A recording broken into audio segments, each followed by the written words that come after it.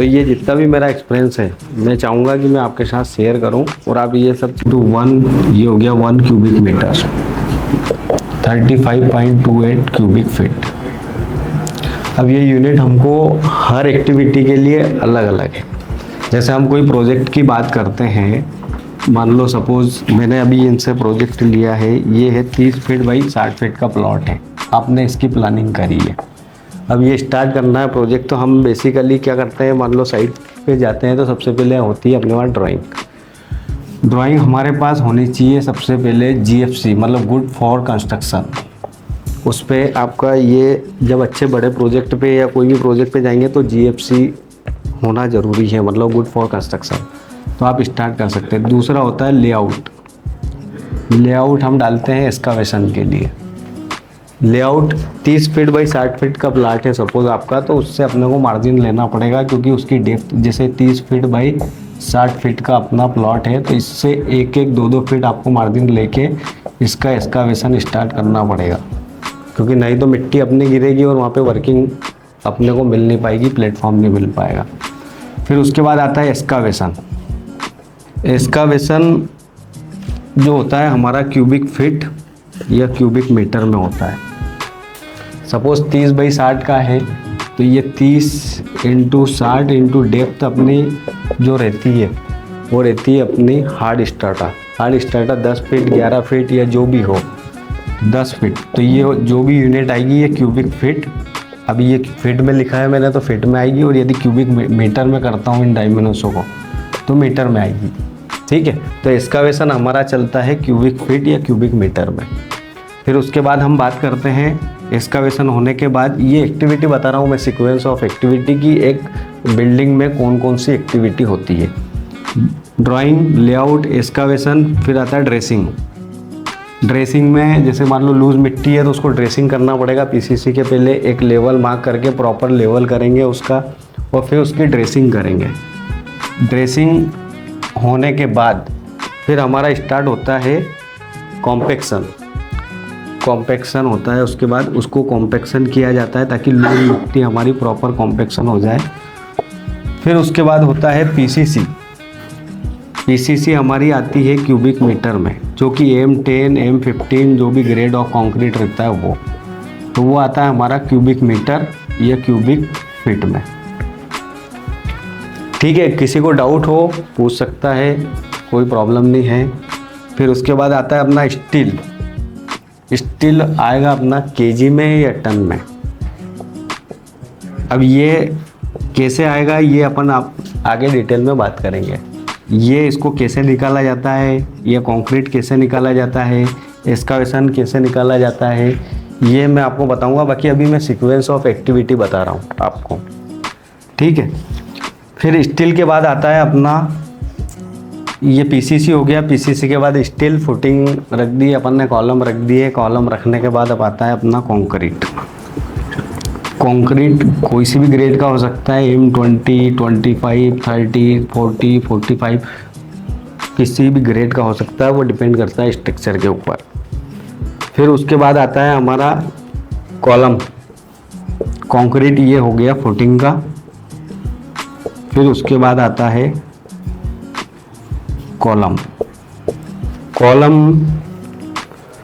में जो शटरिंग होती है, शटरिंग हमेशा होती है स्क्वायर मीटर या स्क्वायर फुट में, स्क्वायर मीटर या स्क्वायर फुट में। ये कैसे निकालते हैं ये भी मैं बताऊंगा आपको।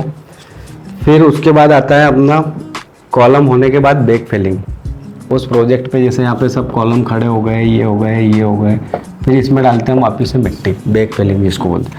बैक फिलिंग होती है अपने क्यूबिक फीट या क्यूबिक मीटर में,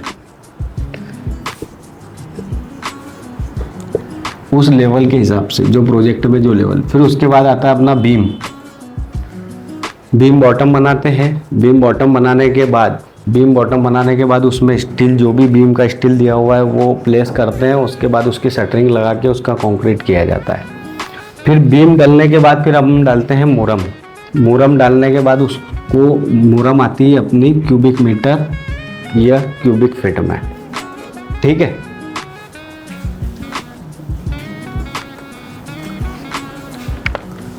मुरम क्यूबिक मीटर या क्यूबिक फीट में आएगी आपकी। हम ऑर्डर भी करते हैं तो उसको क्यूबिक मीटर में या क्यूबिक फीट में ऑर्डर करते हैं। मुरम डलने के बाद आता है उसका वापस से कॉम्पेक्शन। ठीक है, कॉम्पेक्शन होने के बाद फिर वापस से पीसीसी, पीसीसी के बाद प्लिंथ आरसीसी। ये हम प्लिंथ लेवल तक आए।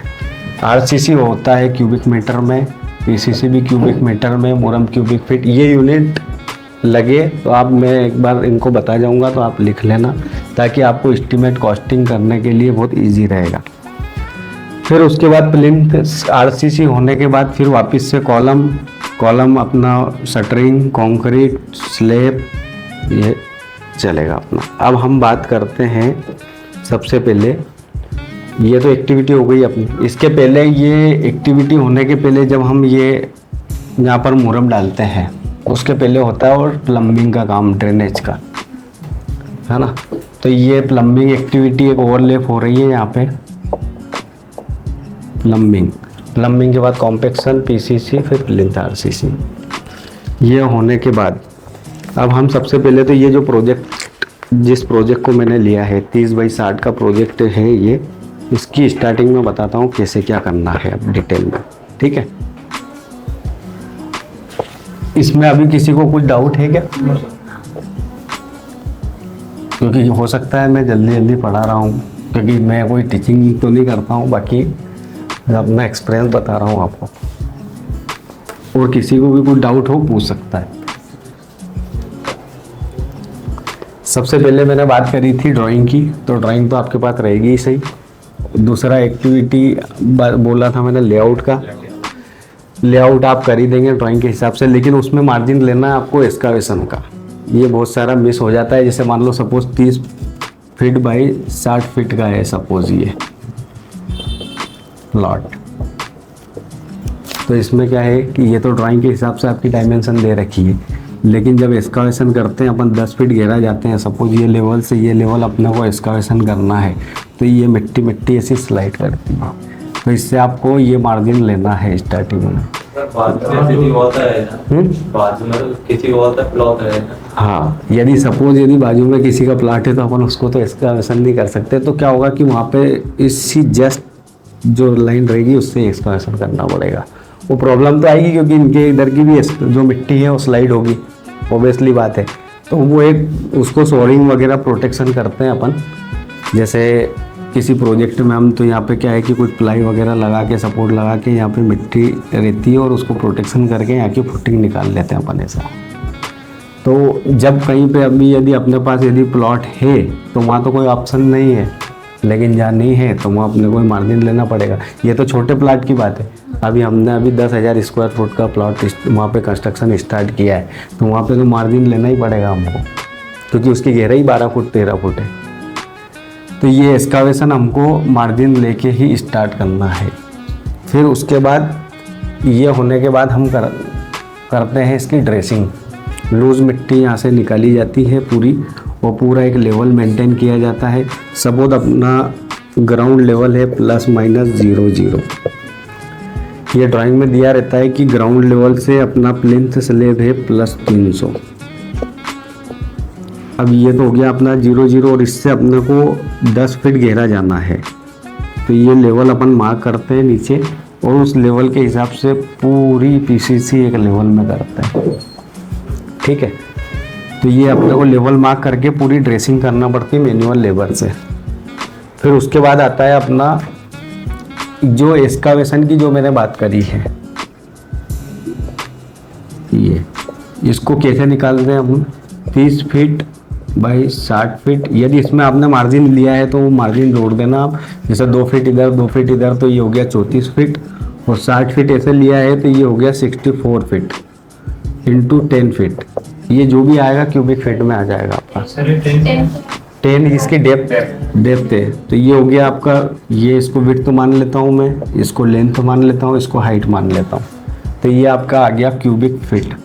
यदि क्यूबिक मीटर में करना है तो सपोज मान लो ये डायमेंशन आपके पास 2 मीटर है, तो 2 मीटर इंटू ये 60 फीट है, मान लो सपोज 6 मीटर है एग्जाम्पल के लिए, इंटू 3 मीटर ये डेप्थ, तो ये हो गई लेंथ, ये हो गई विड्थ, तो ये आ गया आपका क्यूबिक मीटर। 2 डायमेंशन चलती है, या तो क्यूबिक फीट या क्यूबिक मीटर। गवर्नमेंट काम में आपको ज़्यादातर क्यूबिक मीटर ही देखने को मिलेगा, वो प्राइवेट जॉब या कहीं पे आपको क्यूबिक फीट में, तो इसका वेसन हमेशा हमारा क्यूबिक फीट या क्यूबिक मीटर में आता है। ठीक है, सेकंड आ गया हमारा, ये होने के बाद अपना आता है पीसीसी, ड्रेसिंग हो गई, एक्सकवेशन हो गया, फिर कॉम्पेक्शन हो गया। कॉम्पेक्शन तो हम या तो वाइब्रो रोलर से या प्लेट कॉम्पेक्टर से इससे करके, फिर हमारा आता है पीसीसी। पीसीसी भी हमारा length width into height. Suppose ये जो ड्राइंग मैंने ली है, इसमें पीसीसी की जो साइज है वो दे रखी है 4 फुट 8 इंची। मतलब ये तो सबको पता होगा 8 इंची को फीट में कैसे करते हैं, चलो मैं बता देता हूँ। फीट में यदि किसी को करना है 1 इंची, 2 इंची, 3 इंची, 4 इंची, 5 इंची, 6 इंची, 7 इंची, 8 इंची, 9 इंची, 10 इंची, 11 इंची, 12 इंची। ठीक है, ये हो गया अपना 1 फीट। 1 फीट में 12 इंची होते हैं। ठीक है, अब ये 1 इंची मतलब 0.08 फीट। अब इसको कैसे करा, 1 इंच डिवाइडेड बाय 12। ठीक है, 2 इंच 0.16 फीट, इसको कैसे करा, 2 इंच डिवाइडेड बाय 12। 3 को करेंगे 0.25 सेम। ठीक है, 4 0.333 फीट, 4 इंच डिवाइडेड बाय 12। ऐसे ही ये सबको हम फीट में कर लेंगे। ये इंच में, अभी इसको फीट में करना है तो ये 0.5, 0.583, 0.667, 0.75, 0.8333, 0.916 और 1 फीट, ये है ना। तो अब ये दिया हुआ है पीसीसी की साइज 4 फुट 8 इंची, 4.667। अब ये हुआ फीट में। पहले क्या था, ये 4 फुट 8 इंची है ना, तो इसको ये फीट में कर लिया। फिर उसके बाद सेम साइज इसकी लेंथ भी 4.667 यानी 4 फुट 8 इंची। फिर इसकी जो डेप्थ है वो है 30 इंची। अब 30 इंची को भी हम यदि डिवाइड करेंगे 12 से तो ये आ जाएगा 2.5। ठीक है, 24 इंची हो गया आपका 2, 6 तो 2.5 फीट है ना। तो ये आ गया 2.5 फीट। तो ये आ जाएगा या तो आपका क्यूबिक फीट या क्यूबिक मीटर। क्यूबिक मीटर में करने के लिए ये हो जाएगा आपका 1200 और 200, 1400 इंटू 600 और 700, 750। ठीक है, तो ये हो गया आपका क्यूबिक मीटर। ठीक है, अब ग्रेड ऑफ कंक्रीट क्या है, ये जैसे आपने ड्राइंग जो बना रहे हैं उसमें दिया हुआ है M10 बेसिकली ले रहे हैं, लेकिन आजकल M10 भी लेते हैं और M15 भी लेते हैं। ठीक है, इसका रेशो क्या है रहता है इसका M10 का,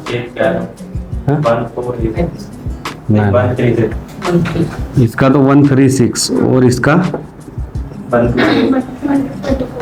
हाँ 124 में ये हो गया आपका सीमेंट, ये हो गया सैंड और ये हो गया एग्रीगेट, है ना।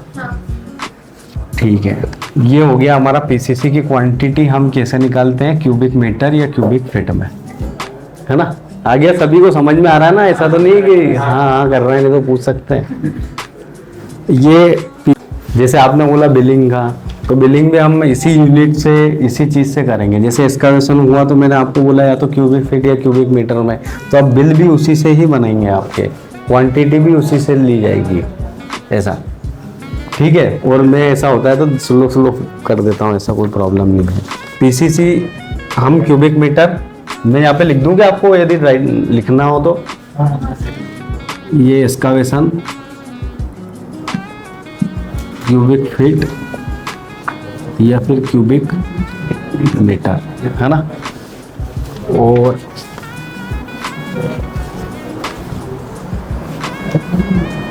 PCC M10 M15 cubic feet cubic metre. उसके बाद आता है हमारा स्टील।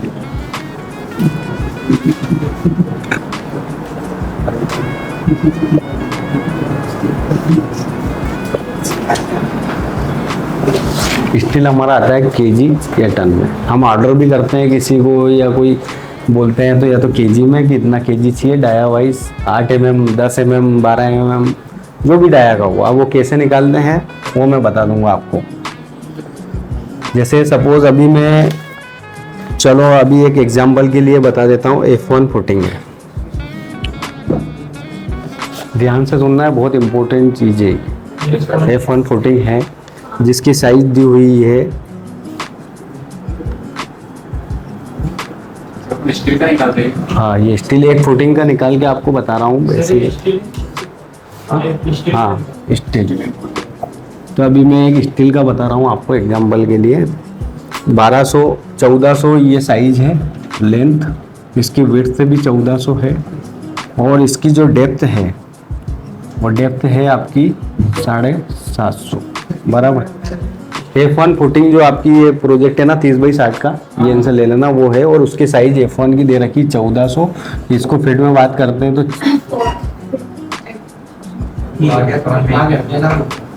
ठीक है। अभी एक ही फुटिंग का बता रहा हूँ मैं, बहुत इम्पोर्टेंट पार्ट है ये स्टील।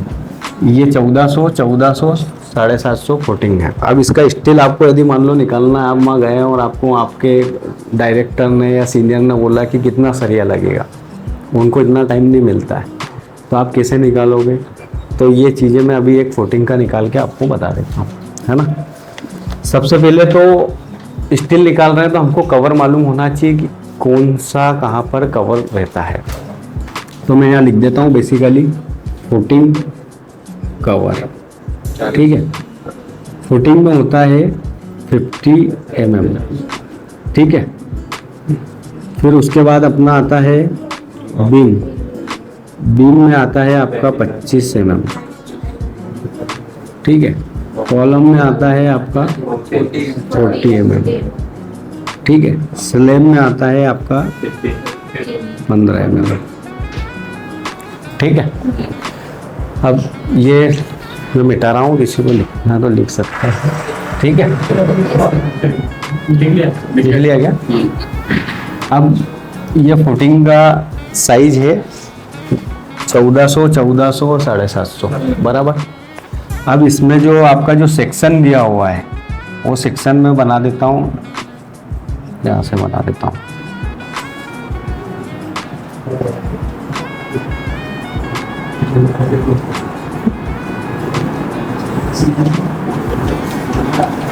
ठीक है।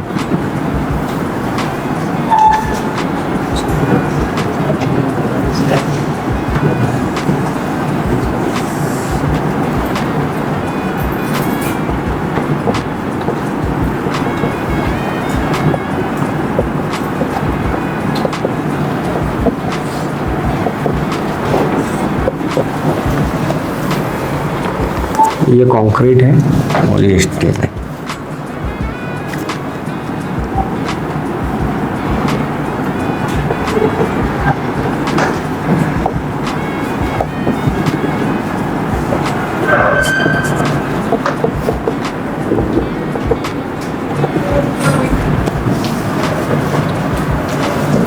अब इसमें जो स्टील दे रखा है आपका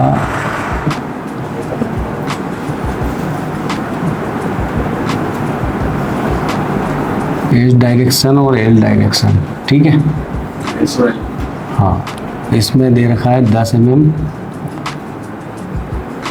6 इंची सेंटर टू सेंटर, और यहाँ पे भी दे रखा है 10 mm 6 इंची सेंटर टू सेंटर, है ना।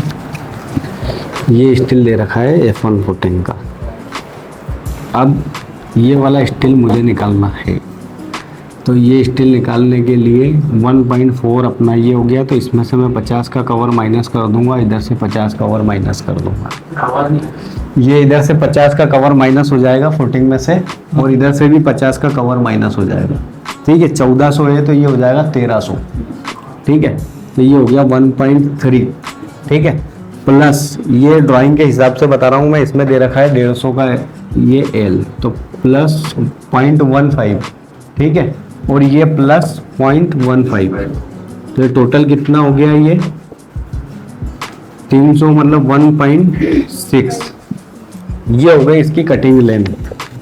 ठीक है, ये अब ये एल डायरेक्शन का दे रखा है 10 mm 6 इंची सेंटर से, है ना। अब इसी को ही हम नंबर ऑफ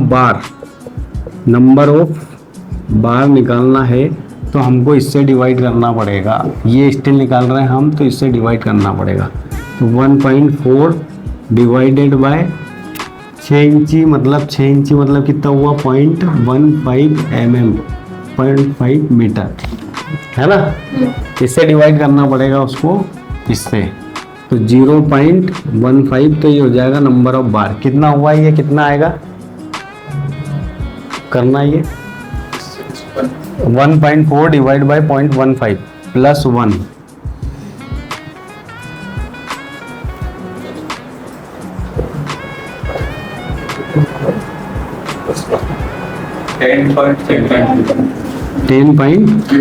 तो 10 नंबर, ये हो गया 10 नंबर्स, है ना। 10 बार लगेंगे ये साइज के। अब ये तो हो गया इस डायरेक्शन का। अब ये वाली डायरेक्शन का भी सेम ही आएगा क्योंकि सेम साइज है, तो या तो इंटू 2 कर दो, तो ये हो गया 20 नंबर्स। नंबर का सब हाँ, ये तो इतने नग बोलते ना नंबर्स, और ये हो गया कटिंग लेंथ। ठीक है, थोड़ा आवाज नहीं है, अभी वापस में बोल देता हूँ। हाँ, 1.4 ये हाँ, ये वहाँ पे 1.3 से डिवाइड होगा कि कवर जोन माइनस करके, बराबर सही बात है। तो ये 1.3 डिवाइडेड बाय 0.15। ठीक है, अब मैं वापस से रिपीट कर देता हूँ। ये साइज है फुटिंग की आपकी 1.4 डेप्थ है आपकी 0.75, मतलब उसकी डेप्थ कंक्रीट की डेप्थ है। ठीक है, ये मैंने फीट में लिख दिया 4 फुट 8 इंची, 4 फुट 8 इंची और 30 इंची। ठीक, अब ये मैंने कटिंग लेंथ निकाली है 1.3, मतलब 50 mm का कवर इधर से माइनस किया, 50 का इधर से किया, तो ये हो गया आपका 1.3 बराबर, और प्लस इसमें 150 ये कर दिया, प्लस 150 ये कर दिया, ये हो गया 1.6। अब ये इस लेंथ से डिवाइड होगा, मैं ये लेंथ का निकाल रहा हूँ तो इससे डिवाइड होगा। ये 1.3 डिवाइडेड बाय 0.15। ये क्यों किया, क्योंकि ये 10 mm का स्टील है, 6 इंची सेंटर, 6 इंची मतलब 0.15 मीटर, मतलब 1 इंची कितना होता है आपका, कितना mm होता है 1 इंची में। हाँ, मैं 25 मान लेता हूँ, अभी 25 पॉइंट पे बात नहीं कर रहा हूँ, 25 mm। तो ऐसे 6 इंची का कितना हो जाएगा 150 mm। और यदि इसको मीटर में बात करता हूँ, मैं यहाँ पे सब काम ये मीटर में कर रहा हूँ, तो मैं डिवाइड करूँगा 1000 से, तो ये हो जाएगा 0.15 मीटर बराबर। आ गया, सभी को आ गया। कोई डाउट है क्या, पूछ सकता है। ये मीटर से फीट में कर रहे हो तो उसमें 3.28 से डिवाइड करते हैं। हाँ, ये 3.28 से करना पड़ेगा इसको, है ना। ये 1.4 जो वहाँ पे लिखा है, वो कौन सी यूनिट पे? ये वाला ये मीटर है, ये मीटर, ये मीटर, ये मीटर। अभी कंफ्यूजन ये हुआ कि वो जैसे मैंने 1.3 करवा दिया, हाँ। आप बोल रहे हो कि मीटर से करना है, 1.4 लिखा हुआ अपने पास। हाँ, तो कवर माइनस किया ना मैंने, उसमें भी कवर माइनस होगा ना, क्योंकि स्टील तो यहाँ से कवर माइनस करने के बाद ही रखाएगा ना, ऐसा। ठीक है, अब और एक और बता देता हूँ मैं। अभी तो ये इतना आ गया, सभी को आ गया है, आपको आ गया है? हाँ, पूछो। हाँ, ये नंबर ऑफ बार ऐसे आया है, ये जैसे हमने कटिंग लेंथ तो आ गई आपको कि ये 1.3 प्लस 0.15 प्लस 1.5। ठीक है, तो ये आ गया। अब कटिंग नंबर ऑफ बार निकलेगा इस जो एल अपन जो लेंथ निकाल रहे हैं, तो ये वाली जो 1.4 है उसमें कवर माइनस करके उससे डिवाइड करेंगे स्पेसिंग को, तो नंबर ऑफ बार निकलेगा अपना। ठीक है, और बता देता हूँ मैं, आ गया समझ में कि नहीं आया? हाँ हाँ बराबर, अपोजिट वाली लाइन, हाँ बराबर।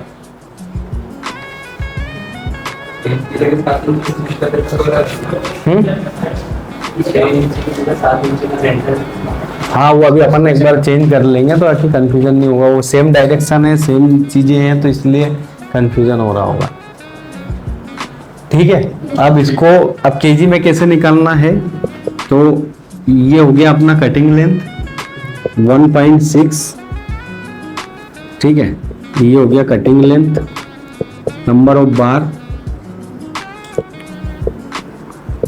20, और ये हो गया अपना डाया 10 mm। अब 10 mm का वेट कितना होता है? 10 mm के लिए होता है, एक फार्मूला होता है, dia into dia divide by 162, है ना। अब जो भी डाया का है 10 इंटू 10 करेंगे हम, डिवाइड बाई 162.617, ठीक है। 12 का हुआ सपोज, तो 12 का होगा 0.888, ठीक है। यदि 8 mm का हुआ तो ये हो जाएगा 0.395, है ना। तो अब ये हमारा 10 mm का स्टील है, तो इसको 0.617 जो भी आएगा इसका मल्टीप्लाई करेंगे, वो आ जाएगा आपका केजी में। और उसको टन में करना है तो उसको डिवाइड बाई 1000 करेंगे आप, तो टन में आ जाएगा, है ना, बराबर। सभी को आ रहा ना? क्या आया तुम बताओ? हाँ जो अपन ने बाहर तो अपन ने मोड़ा है, हाँ। वहाँ पे एक इंटू होता है ना, मतलब लेंथ होती है और चीज़। हाँ वो एलोंगेशन 10D 8D, हाँ, पर वो इतना फर्क नहीं पड़ता। अभी मैं इतना ज़्यादा डीप में बताऊंगा ना तो वो कंफ्यूजन हो जाएगा बहुत। एलोंगेशन जिसका आप बोल रहे हैं 10D 8D, वो समझिए आप, एलोंगेशन बढ़ता है वो इतना ज़्यादा मेजर, उससे फर्क नहीं पड़ता। ठीक है, आया समझ में? अब मैं वापस से अब दूसरी फुटिंग लेता हूँ ड्राइंग से अलग, तो वो क्या है, कंफ्यूजन नहीं होगा। ठीक है, अब वापस से एक, ये कितना आएगा सर? ये 0.15 और 0.1 ये कहाँ से आया सर? ये सर हाँ, ये जो है ना, हाँ जैसे मैंने बताया था 1 इंची में आपका 25 mm होता है ना। तो 6 इंची में कितना हुआ आपका? 150। तो 150 हुआ आपका mm। मैं अभी काम कर रहा हूँ मीटर में, तो इसको mm को मेरे को चेंज करने के लिए डिवाइड बाय 1000 का करूँगा, तो 0.15 मीटर, बराबर। ऐसे ही सेम ये यहाँ पे है, तो 4 इंची का 25 चुक 100, मतलब 100 mm हो गया आपका। इसको डिवाइड करूँगा मैं 1000 से, तो ये हो जाएगा 0.1, है ना। और यदि लगे तो मैं अभी वो बता देता हूँ मीटर का mm में कितना होता है, क्या होता है ना। पूछ लिया करो आप, ऐसा कोई कन्फ्यूजन रहे। ये आ गया। अब ये कितना हुआ नंबर ऑफ बार? 16। ये हो गया 16, और ये वाला ये हो गया 34, है ना। अब ये हो गया आपकी cutting length into number of बार, ये कितना हुआ 16, और वेट ऑफ बार पर मीटर। ये कौन सा डाया है अपना? 12 का। 0.88। ये क्या है? 0.88 है। इसका वेट एक बार कितने मीटर का? 12 नहीं, कितने मीटर का? 1 मीटर का हाँ, 1 मीटर ये 1 मीटर का वेट है, ये स्टैंडर्ड पर मीटर। पर मीटर, है ना। और ये हुआ 2.7 इंटू 34 इंटू 0.617, ये 10 है। +1 यदि आप कर देंगे तो भी कोई दिक्कत नहीं। मैं बेसिकली चीज़ बता रहा हूँ कि आपको स्टील कैसे निकालना।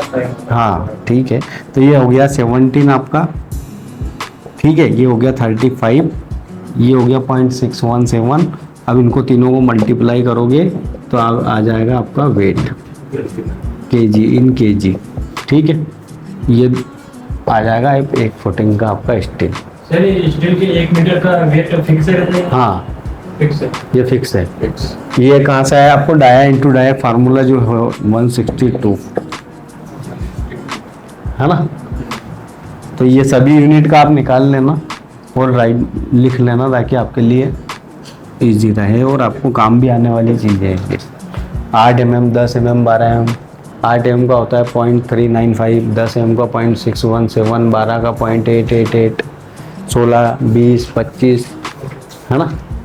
ये अभी आ गया फुटिंग का, सभी को आ गया। हाँ सर। बाहर देती है 10 से 12 में मैक्सिमम होंगे ना सब शूटिंग के लिए, मतलब पीसीसी। हाँ इससे ज्यादा हेवी करे नहीं। मतलब ज्यादा महंगा पड़ेगा। हाँ हाँ, कॉस्टली भी पड़ेगा और उसकी रिक्वायरमेंट नहीं है, ज़रूरत नहीं है ना। वो स्ट्रक्चर के ऊपर डिपेंड करता है। स्ट्रक्चर जो ड्राइंग आती है वो पूरा कैलकुलेशन कर लोड बढ़ता है, तो फिर हम 16, 20, 22 जैसा अभी 10 फ्लोर का है तो 20, मिनिमम डीपीएस को अगर घर के रेसिडेंशियल 10, 12 और आप फुटिंग में तो 10 भी ले सकते हैं, कोई दिक्कत नहीं। और वो डिपेंड करेगा कौन सी सॉइल है, क्या डेप्थ है, पर जनरली आप जो बोल रहे हैं 10 या 12 mm बस, है ना। ये हो गया। सर एक मिनट। ये इसमें +1 करना जरूरी है इसमें? +1 करना इसलिए क्योंकि क्या होता है कि जैसे हम जो फुटिंग स्टार्ट करते हैं तो उसकी मार्किंग करते हैं 50 mm के बाद से, तो +1 जो रहता है ना, तो उससे प्रॉपर स्पेसिंग मेंटेन हो जाती है वो।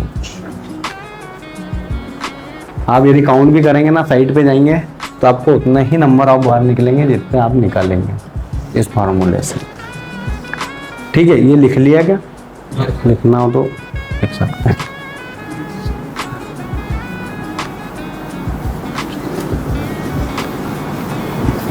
ये बोलते हैं हम इसको BBS, बार बेडिंग शेड्यूल भी बोलते हैं इसको। सेफ्टी समझ लो। हाँ, +1 क्यों किया ऐसा? वो इसीलिए किया, नंबर ऑफ बार जैसे हम कोई फुटिंग का निकालते हैं, सपोज यहाँ से हम 50 mm से स्टार्टिंग करते हैं, तो फिर फैक्टर ऑफ सेफ्टी के हिसाब से हम +1 उसको ऐड कर देते हैं। ठीक है, एक्स्ट्रा में रह सकते हैं। हाँ। अब कॉलम का भी बताऊंगा मैं, स्टील निकालना कैसा है, हाँ सर, आप स्टिच चल रहा है ना? स्टिच पूरा। सपोज ये कॉलम की साइज दे रखी है आपकी 8 इंची 12 इंची, है ना। ये बना देता हूँ मैं, नहीं आए तो पूछ लेना। बहुत ये स्टील वाला जो टॉपिक चल रहा है बहुत इम्पोर्टेंट है। इसमें दिया है 12 4 6, ठीक है।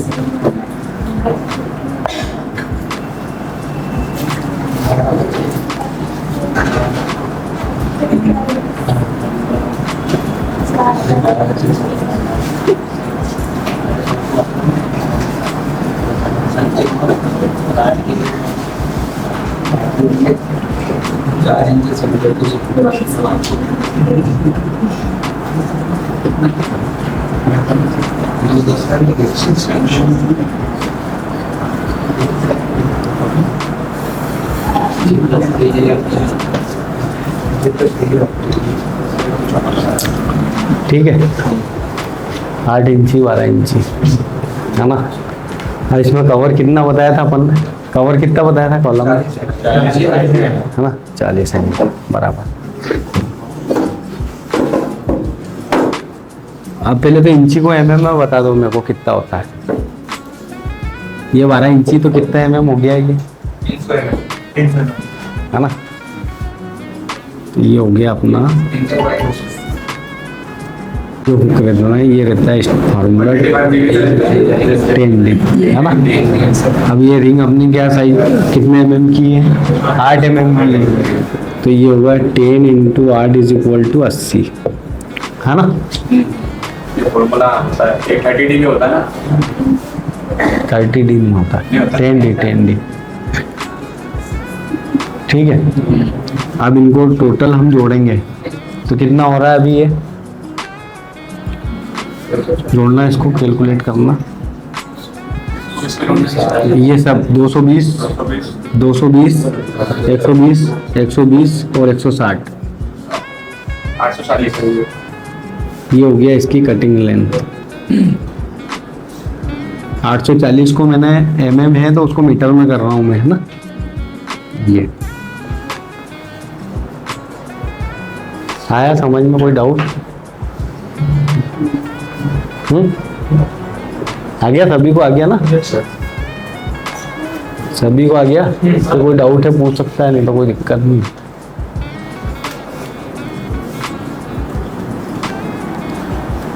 नहीं तो ऐसा मत सोचना कि नहीं पूछे, क्योंकि ये स्कूल जो कॉलेज तो ये नहीं पूछ सकते हैं कोई भी। ठीक है, तो ये हो गया। ये मैंने क्या करा, 300 mm ये, 200 mm ये, तो इसमें से कवर माइनस कर दिया, है ना। तो 40 कॉलम का हम कवर लेते हैं 40 mm का। तो ये 200 का आपने कॉलम बनाया ड्राइंग में, मतलब आपने ऑटोगेट में किसी को भी दिया, ये 200 बाई 300 8 इंची बाई 12 इंची है, तो मैंने उसमें से कवर माइनस कर दिया 40 का, जो कि आप इधर नोट्स जैसे अभी तो दिए नहीं है, लेकिन जब आप बड़े प्रोजेक्ट पे जाएंगे तो यहाँ पे जनरल नोट्स देते हैं, आर्किटेक्ट वगैरह जो भी है जनरल नोट्स में दिया रहता है कि कॉलम में क्या कवर रखना है, फुटिंग में क्या रखना है इसमें यार। तो ये 40 का स्टैंडर्ड अपना रहता है, तो ये 120 220 80 और 80 ये हो गया कटिंग लाइन। अब ये कॉलम है और ये कॉलम में मान लो सपोज इसको 10 फुट अपनी हाइट है, छत टॉप से छत टॉप, है ना। ये मेरा स्लैब टॉप है, ग्राउंड फ्लोर लेवल, ये मेरा आ गया फर्स्ट फ्लोर लेवल। ठीक है, इसका 10 फुट मतलब 3 मीटर मेरी हाइट है, छत टॉप से छत टॉप। अब इसकी लेंथ टोटल क्या होगी, ये तो हो गई कटिंग लेंथ। कटिंग लेंथ आपकी आ गई ये 0.84। अब नंबर ऑफ बॉन्ड यहाँ पे कैसे निकालेंगे अपन, 3 मीटर डिवाइडेड बाय क्या स्पेसिंग है 4 इंची, इसको भी मैं मीटर में कर देता हूँ, तो 0.1 मीटर, है ना। तो डिवाइड बाय ये, है ना, तो ये कितना आ जाएगा अपना 30। ठीक है, और वेट ऑफ बार पर मीटर। ठीक है, तो ये कितना आया अपना 0.395। ये कहाँ से आया अपना, वो dia into dia divide by 162, है ना। तो ये 1 मीटर का है वेट 8 mm के स्टील का। तो तीनों को हम मल्टीप्लाई करेंगे तो ये हो जाएगा केजी में। ठीक है, आ रहा ना समझ में?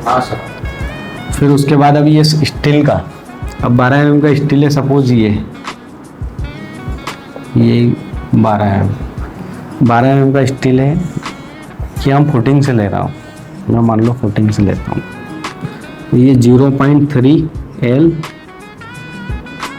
और ये मान लो सपोज 3 मीटर स्टील। हाँ, नंबर ऑफ रिंग, ये नंबर ऑफ रिंग आएगी इसमें पूरी 30, है ना, 30 रिंग आएगी। अब ये तो एक ही रिंग है, नहीं तो यदि 2 रिंग होती तो और निकालते हैं हम। बहुत सारे ड्राइंग में आप बनाते होंगे, आपने 2D 3D में बनाया होगा तो बॉक्स रिंग भी दी होगी इसमें, कई बार ऐसी रिंग भी देते हैं आप।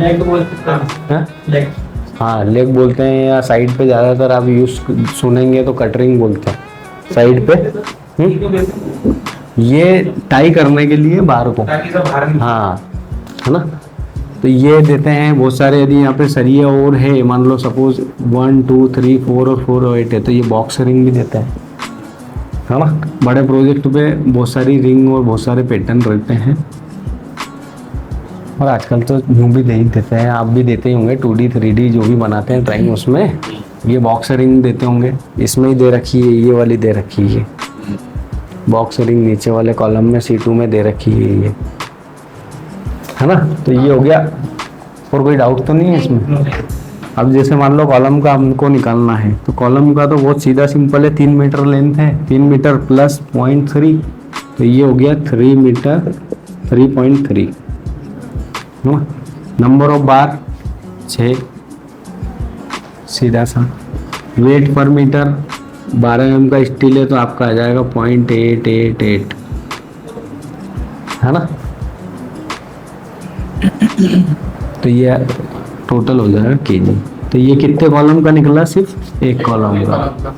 यदि सेम C1 कॉलम यदि इस ड्राइंग में मेरे को 10 है तो इंटू 10 कर देंगे तो C1 के टोटल कॉलम हो जाएगा, है ना, क्योंकि सेम साइज है, सेम वही है, तो इंटू 10 कर दिया तो 10 कॉलम का निकल जाएगा, एक कॉलम का निकालने के बाद। ये सेम स्टील है तो, और यदि स्टील अलग है तो कॉलम भी अलग ही हो जाएगा, है ना।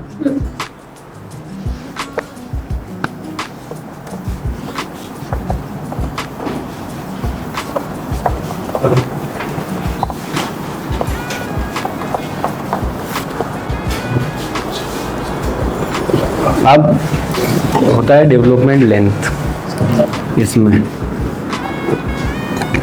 सपोज ये ग्राउंड लेवल पे है, ठीक है, आप सपोज इसमें लेप करना है, डेवलपमेंट लेंथ कितनी रहती है?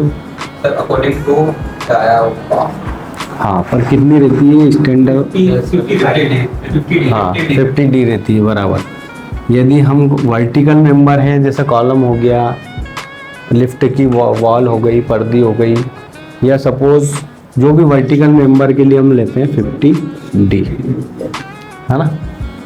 50D मतलब जो भी डाया का है, सपोज यहाँ पे 12 mm का सरिया है तो 50 × 12 तो 600 mm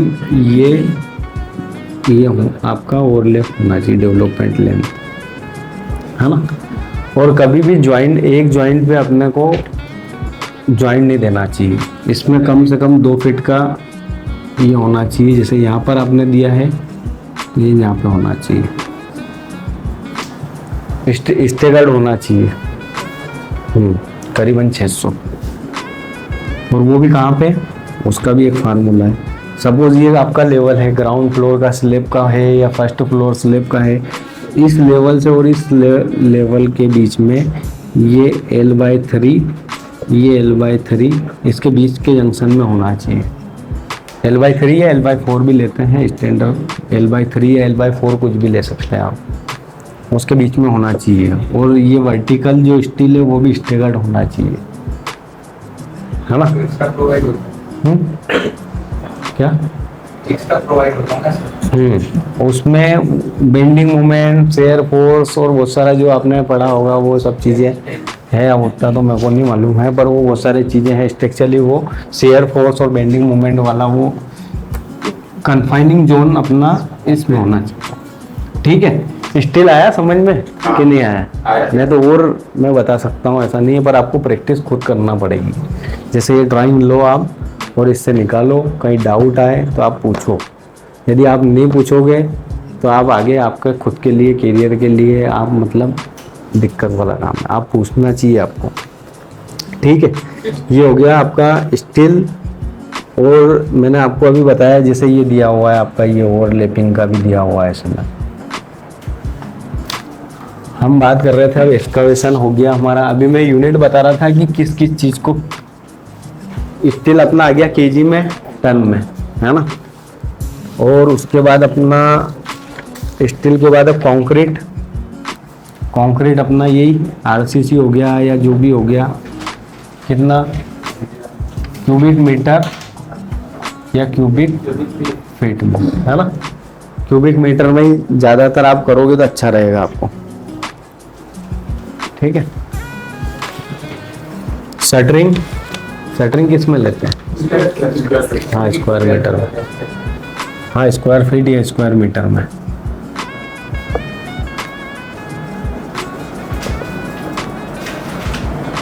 स्क्वायर फुट या स्क्वायर मीटर,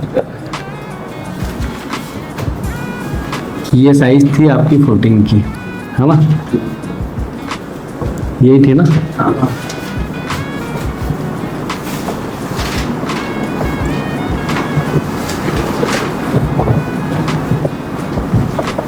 तीस इंची,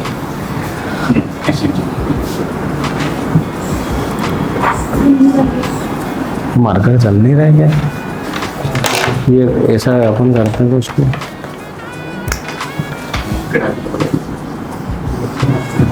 ठीक है। अरे क्वांटिटी कौन निकाल के बताएगा मेरे को? निकाल लोगे तुम? निकाल लोगे? स्क्वायर फुट में निकालना है तो सपोज 4.667 4.667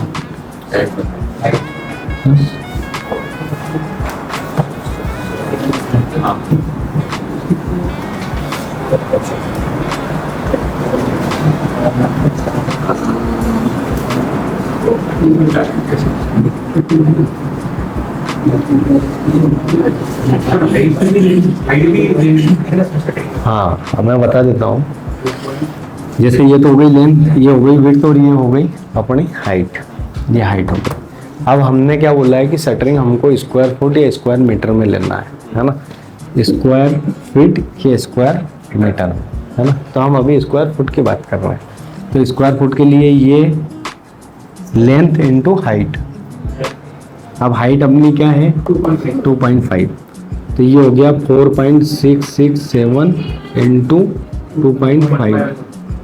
ठीक है, ये जो आएगा वो निकाला क्या? 11.67 ये हो गया आपका स्क्वायर फीट, है ना? ये वाली साइड। अब यही सेम साइज है, सेम वो है ना? तो इसको इंटू मल्टीप्लाई कर देता हूँ मैं 4 से। 23.34 23.34। ठीक है, आया स्क्वायर फुट में कैसे निकालना है अपना एरिया निकल शटरिंग का है? क्या?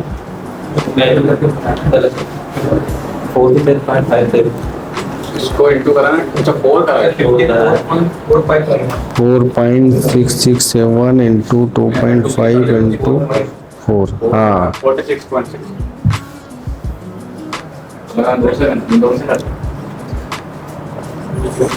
बराबर। ठीक है। हाँ,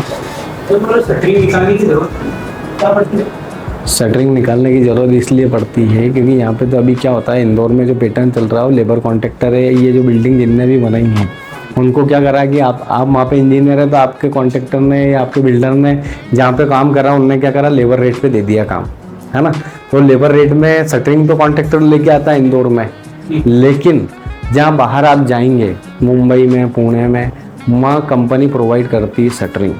और वहाँ पे आपको उनके बिल चेक करना और उनकी क्वांटिटी आपको रिक्वायरमेंट डालना, परचेस ऑर्डर जिसको बोलते हैं। तो आप कैसे दोगे, कितनी प्लाई लगेगी, कितने स्क्वायर मीटर शटरिंग है, तो ये चीज़ आपको तो होना चाहिए। मान लो सपोज आपने मेरे को मकान दिया बनाने के लिए और मैंने आपका मकान बनाया और मैंने बोला मैं आइटम रेट में बनाऊँगा। आइटम रेट में मतलब ब्रिक वर्क का भी पैसा लूँगा आपसे, स्टील बांधने का भी पैसा लूँगा, प्लास्टर का भी लूँगा, शटरिंग का भी लूँगा और हर चीज़ का लूँगा। मैंने आपको बिल बना के दिया कि मेरी ये फुटिंग की साइज़ की ये मैंने ये शटरिंग लगाई। आप कैसे चेक करोगे? भाई आपको चेकिंग पार्ट, मान लो आप बिलिंग इंजीनियर हो गए, आप में से बहुत सारे मान लो बिलिंग इंजीनियर हो गया, या आप नहीं हुए ना, आपको वहाँ पे आपके जो डायरेक्टर ने बोल दिया कि आपको बिल चेक करना है कॉन्ट्रैक्टर का, तो फिर क्या करेंगे? तो आपको हर चीज़, हर यूनिट आपको मालूम होना चाहिए। और ये अपने लाइन से रिलेटेड भी है। तो क्या है इसमें से आपको आना चाहिए कि कितने स्क्वायर फुट है, क्या है ना? तो ये सपोज अब मान लो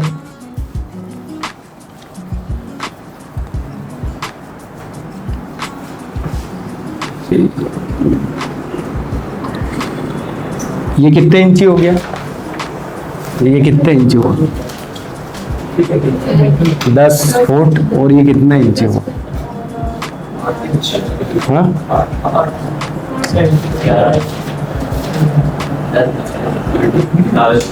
10 इंच। हाँ, ये हो गया 10 फुट 10 इंच। ठीक है, ये कितने इंची हो गया?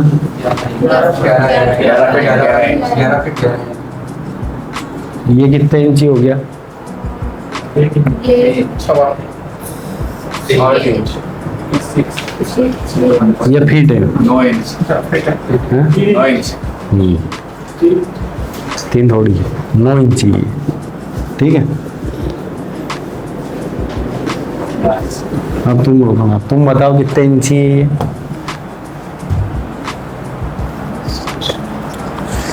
ये है 7 इंची, है ना?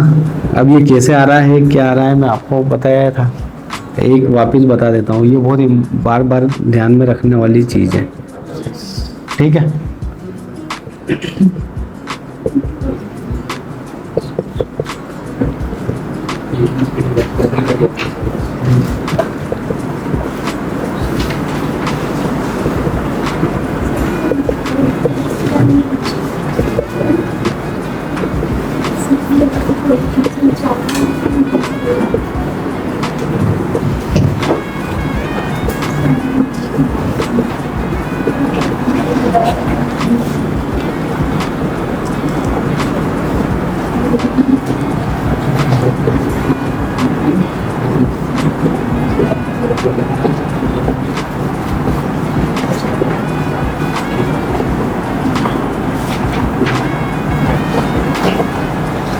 है ना।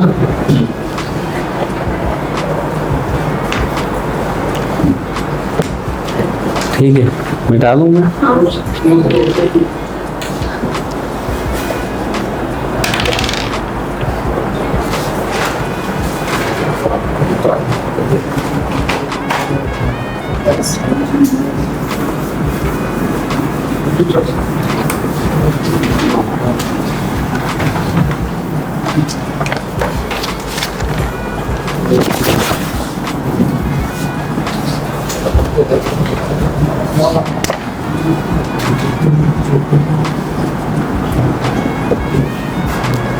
अब ये कैसे आएगा? 10.833 इंटू 3 इंटू 2, है ना।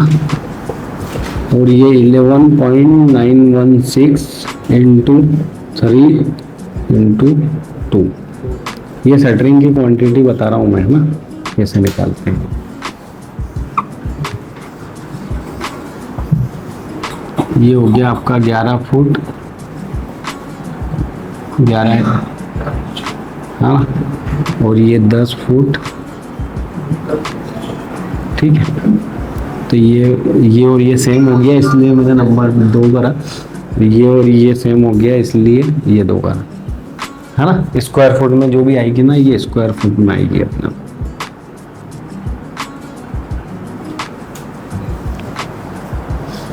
है ना। अब मीटर में, स्क्वायर मीटर में निकालना हो सपोज, तो जो भी यूनिट आती है हम उसको डिवाइड कर देंगे। रुको मैं उसका बता देता हूँ आपको, स्क्वायर मीटर और स्क्वायर फुट का।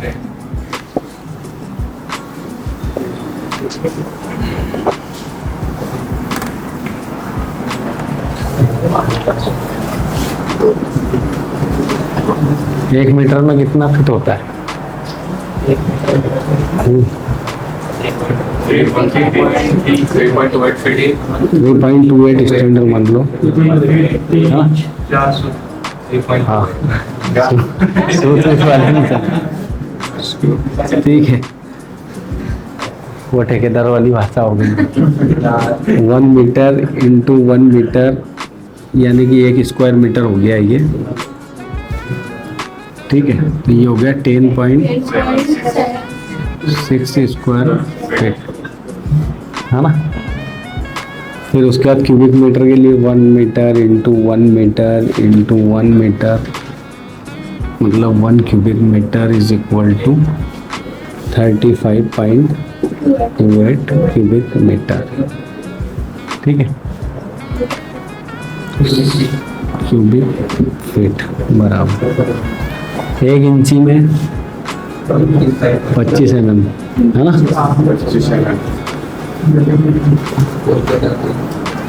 और ये तो 50 हो जाएगा, वो ठीक है, पर 1000 mm is equal to 1 metre, है ना।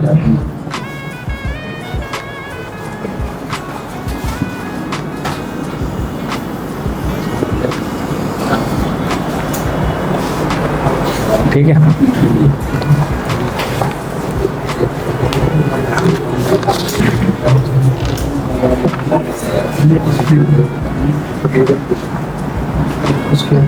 आ गया समझ में? पूछ भी लेना, लिखना मत खाली, कहीं नहीं कोई डाउट हो तो मिटा दूं मैं।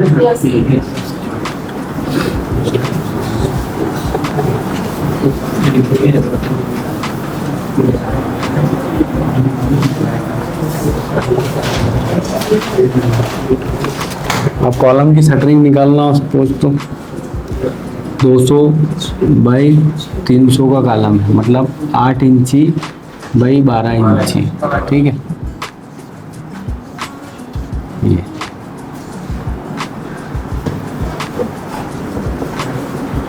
0.2 प्लस 0.2 प्लस 0.3 प्लस 0.3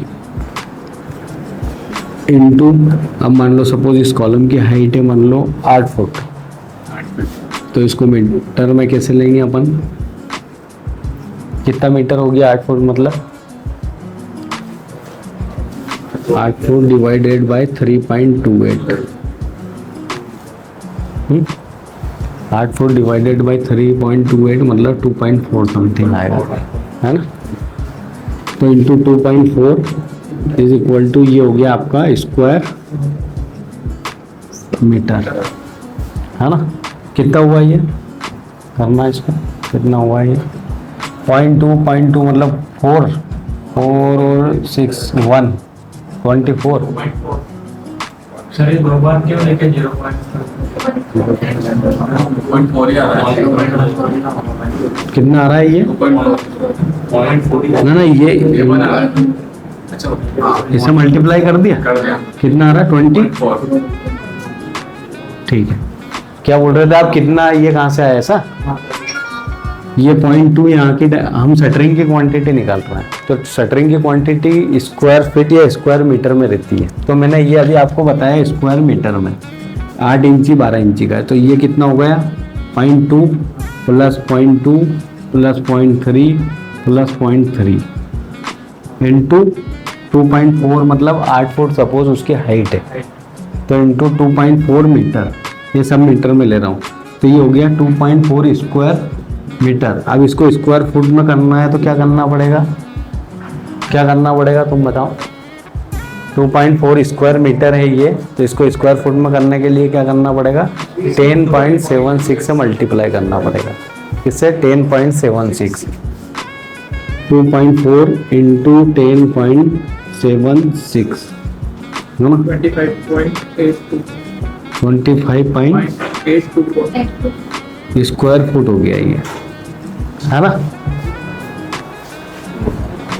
ये हमको शटरिंग की क्वांटिटी निकालने के लिए, और ऐसा ही स्लैब का भी है, बीम का भी है, ठीक है।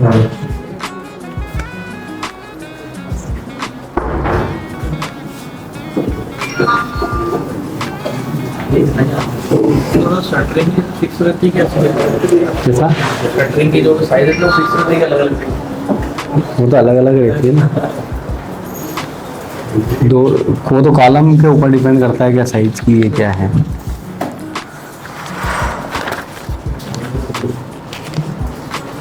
अब शटरिंग के बाद बैक फिलिंग, है ना, एक्सकावेशन हो गया, पीसीसी हो गया, फिर उस पर पीसीसी पे स्टील हो गया, फिर आरसीसी हो गया, फिर उसके आरसीसी की शटरिंग हो गई, आरसीसी का कंक्रीट हो गया, फिर कॉलम शटरिंग, कॉलम कंक्रीट, ये एक एक्टिविटी हो गई। फिर उसके बाद आता है हमारा बैक फिलिंग, फिर हम उसमें बैक फिलिंग करते हैं, ठीक है। फिर उसके बाद होता है compaction,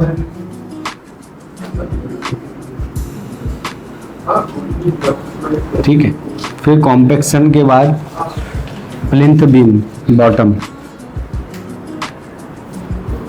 plinth beam bottom, plumbing, plumbing percent के बाद लंबिंग, हाँ वो आएगा ना, पहले बीम डालेंगे उसके बाद ही।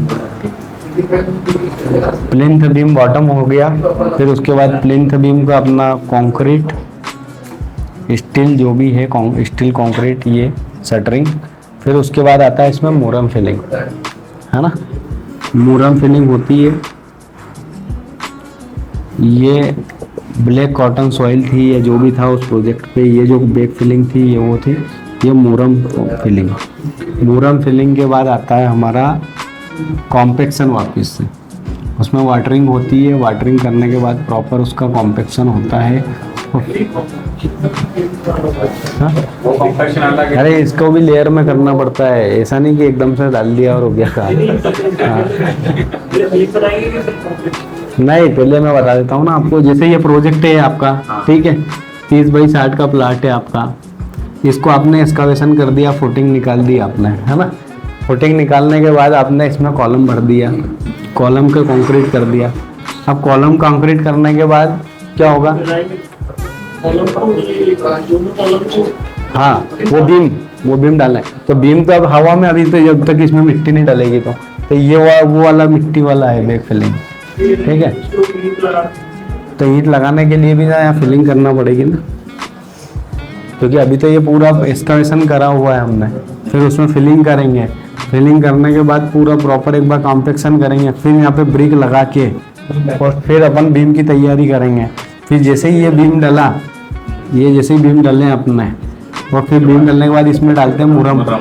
फिर मुरम जैसे ही डालते हैं उसमें डालते हैं पानी। कुछ कॉम्पेक्शन अपना वाटर से हो जाता है, उसके बाद अपन प्लेट कॉम्पेक्टर या रोलर, वो डिपेंड करता है कितना बड़ा प्रोजेक्ट है। फिर उसके बाद अच्छा कॉम्पेक्शन होने के बाद इसमें डलता है ड्रेनेज लाइन। जैसे आप ड्राइंग में देते हैं ना कि यहाँ किचन है, यहाँ पे टॉयलेट है, यहाँ पे एसटीपी है, तो वो ड्रेनेज लाइन डाल के और वो उनसे मिला के और कनेक्ट करके बाहर अपना जो भी चेम्बर या जो भी है, पूरी ड्रेनेज का प्लम्बिंग का काम होता है। फिर उसके बाद वापस से इस पे जो ड्रेनेज का काम होने के बाद फिर इसमें जो ड्रेनेज वाली जो नाली है उसमें फिर मुरम डाल के हल्का हल्का फिर ये कॉम्पेक्शन करके और फिर उसके ऊपर एलडी सीट डाल देते हैं या फिर चूरी डाल के पन्नी, मतलब चूरी डाल देते हैं, उसके बाद पन्नी बिछा देते हैं और फिर सरिया बांध के। सर, तो बैक फिलिंग के बाद वो जो बोल्ट करते हैं उसमें तो केमिकल डालते हैं, वो किस चीज़ का? वो तो एंटी टर्माइट रहता है ना। वो इस काम में आता है, जैसे कोई जीव जंतु रहता है ना प्रोजेक्ट में, जैसे चूहा हो गया, कॉकरोच हो गया, चींटी हो गई, ये हो गया, तो बहुत सारे इन फ्यूचर में क्या हो, फर्नीचर ख़राब होता है, तो वो अपने तरीके से प्रोटेक्शन हो गया है। तो आजकल वो चालू हो गया है एंटी टर्माइट डालने वाला प्रोजेक्ट, जो आप तुम बोल रहे हो। जैसे ही अपन ने इसकी ये बीम डाल दिए, तो सबसे पहले तो एक्सकावेशन में डाल देते हैं बहुत सारे, है ना। फिर उसके बाद फिर यहाँ पे जब अपन फिलिंग करते हैं तो उसमें भी डाल देते हैं। फिर जब अपन ये स्लेब डालते हैं तो उसमें भी डाल देते हैं। तो ये उसको बोलते हैं एंटी टर्माइट ट्रीटमेंट। हाँ, सक्सेस होता भी है, वो तो डिपेंड करता है किस ब्रांड का केमिकल है, क्या है, फॉस्फोरस है, BSF है, क्या है, वो तो सेफ्टी पर्पस के हिसाब से। प्लिंथ बीम के बाद वाला कंक्रीट है अपना, वही प्लिंथ बीम का, शटरिंग का नहीं, प्लिंथ गई, प्लिंथ बीम बॉटम बनाते हैं अपन पहले ईंट से, फिर उसके बाद उसका स्टील बांध के। हाँ, प्लिंथ बीम की कंक्रीटिंग क्या? हाँ, PCC भी कर सकते हैं ना 1/4 का। हाँ, ये तो बॉटम वाला जो है ना वो रहता है सिर्फ ये जो बीम है ना अपने को इसको लेवल में करने के लिए, कि अप डाउन नहीं रहा है, एक लेवल मेंटेन करने के लिए रहता है ये।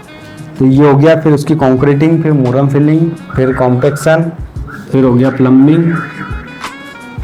प्लम्बिंग के बाद आपका आ गया हाँ, प्लम्बिंग होगा ना कॉम्पेक्शन के बाद ही।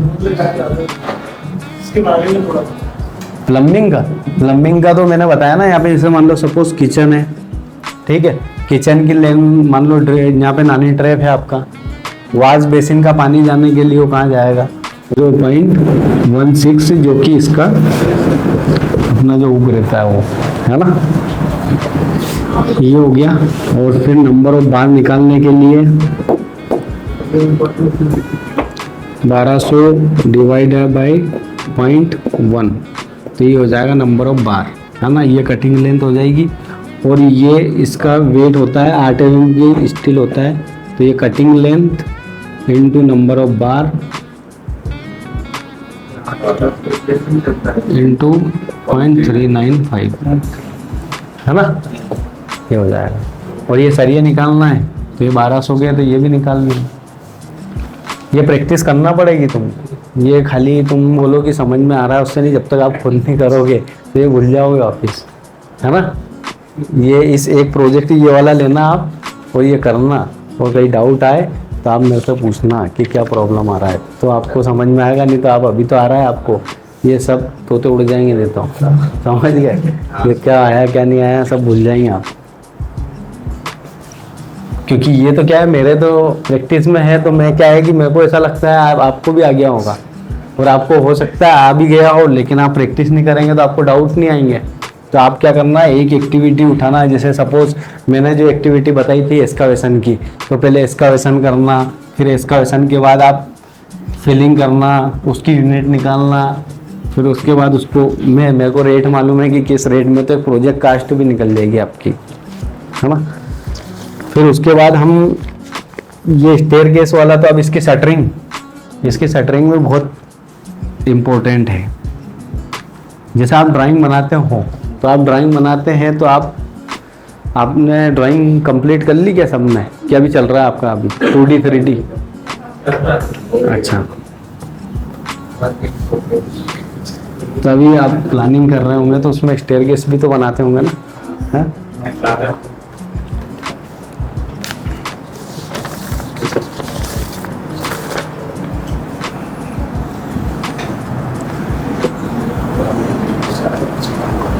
ठीक है। जैसे सपोज आपकी ये 8 इंची की वॉल है ना, ये आपका हो गया स्टेयरकेस, ठीक है।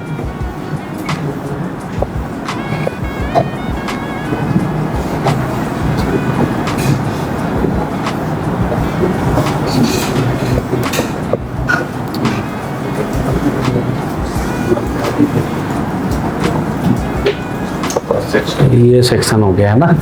तो आपने अभी जनरली देखा होगा, पहले ऐसा चलता था फ्लैट स्लैब, है ना।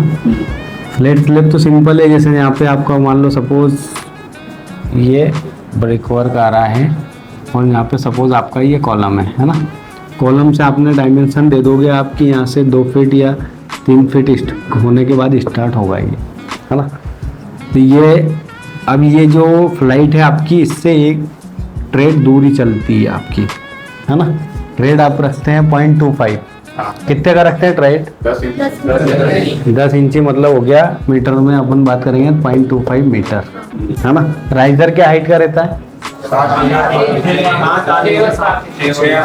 6 इंची, मतलब कितना मीटर हो गया?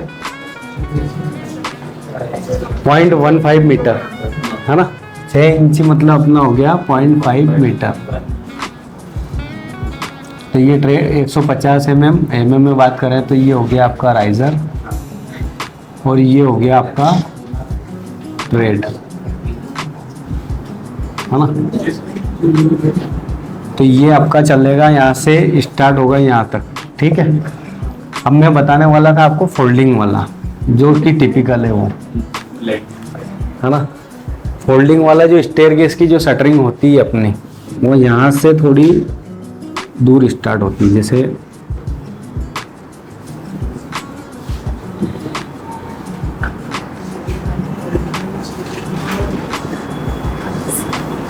है ना, ये आपका एक्चुअल हो गया है, जो आपने ड्राइंग बनाई है वो हो गया है ये। लेकिन अब इस जो शटरिंग रहती है हमारी, वो ऐसे चलती है। ब्लैक मार्कर है क्या इसका? ये वाला ऐसे,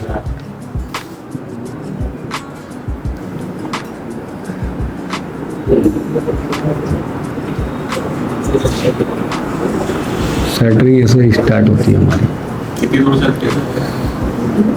ये अपना जैसे 4 इंची का है ना ये आपका रिंग, तो अब आपका ये फेस है कंक्रीट का, तो इससे दूर चलेगी 4 इंची, मतलब जैसे, है ना, 4 इंची। जब आपका कंक्रीट का फेस आ जाएगा जैसे,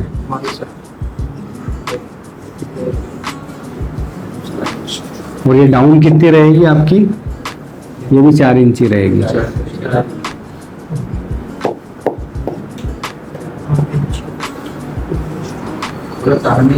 हाँ, वो तो कभी आप साइड पे आएंगे ना तो वो प्रैक्टिकल बहुत अच्छा समझ में आएगा आपको। 4 इंची ऐसा और 4 इंची ऐसा, है ना। ये ऐसे चलेगी इसकी शटरिंग, लेवल उतारने के बाद लेवल से चलती है। अच्छा इसमें हाँ ठीक है। अब हम करते हैं ब्रिक वर्क की बात। ब्रिक वर्क और प्लास्टर। अब हमारी प्लिंथ स्लेब आ गई। प्लिंथ स्लेब के बाद हम क्या स्टार्ट करेंगे? Brick work. ब्रिक वर्क में आजकल डीपीसी चलने लग गया प्रोजेक्ट में, पहले डीपीसी नहीं चलता था। डीपीसी प्लेन स्लेब के बाद डीपीसी, डीपीसी लेआउट। डीपीसी की हाइट कितनी रहना चाहिए? हाँ? बॉटम, उसका बॉटम कितना 3 फीट? 3 फीट? हाँ? क्या डीपीसी कितना रहना चाहिए? 6 इंच, है ना? उसका कारण ये है, ये सपोज ये वाल है हमारी, है ना?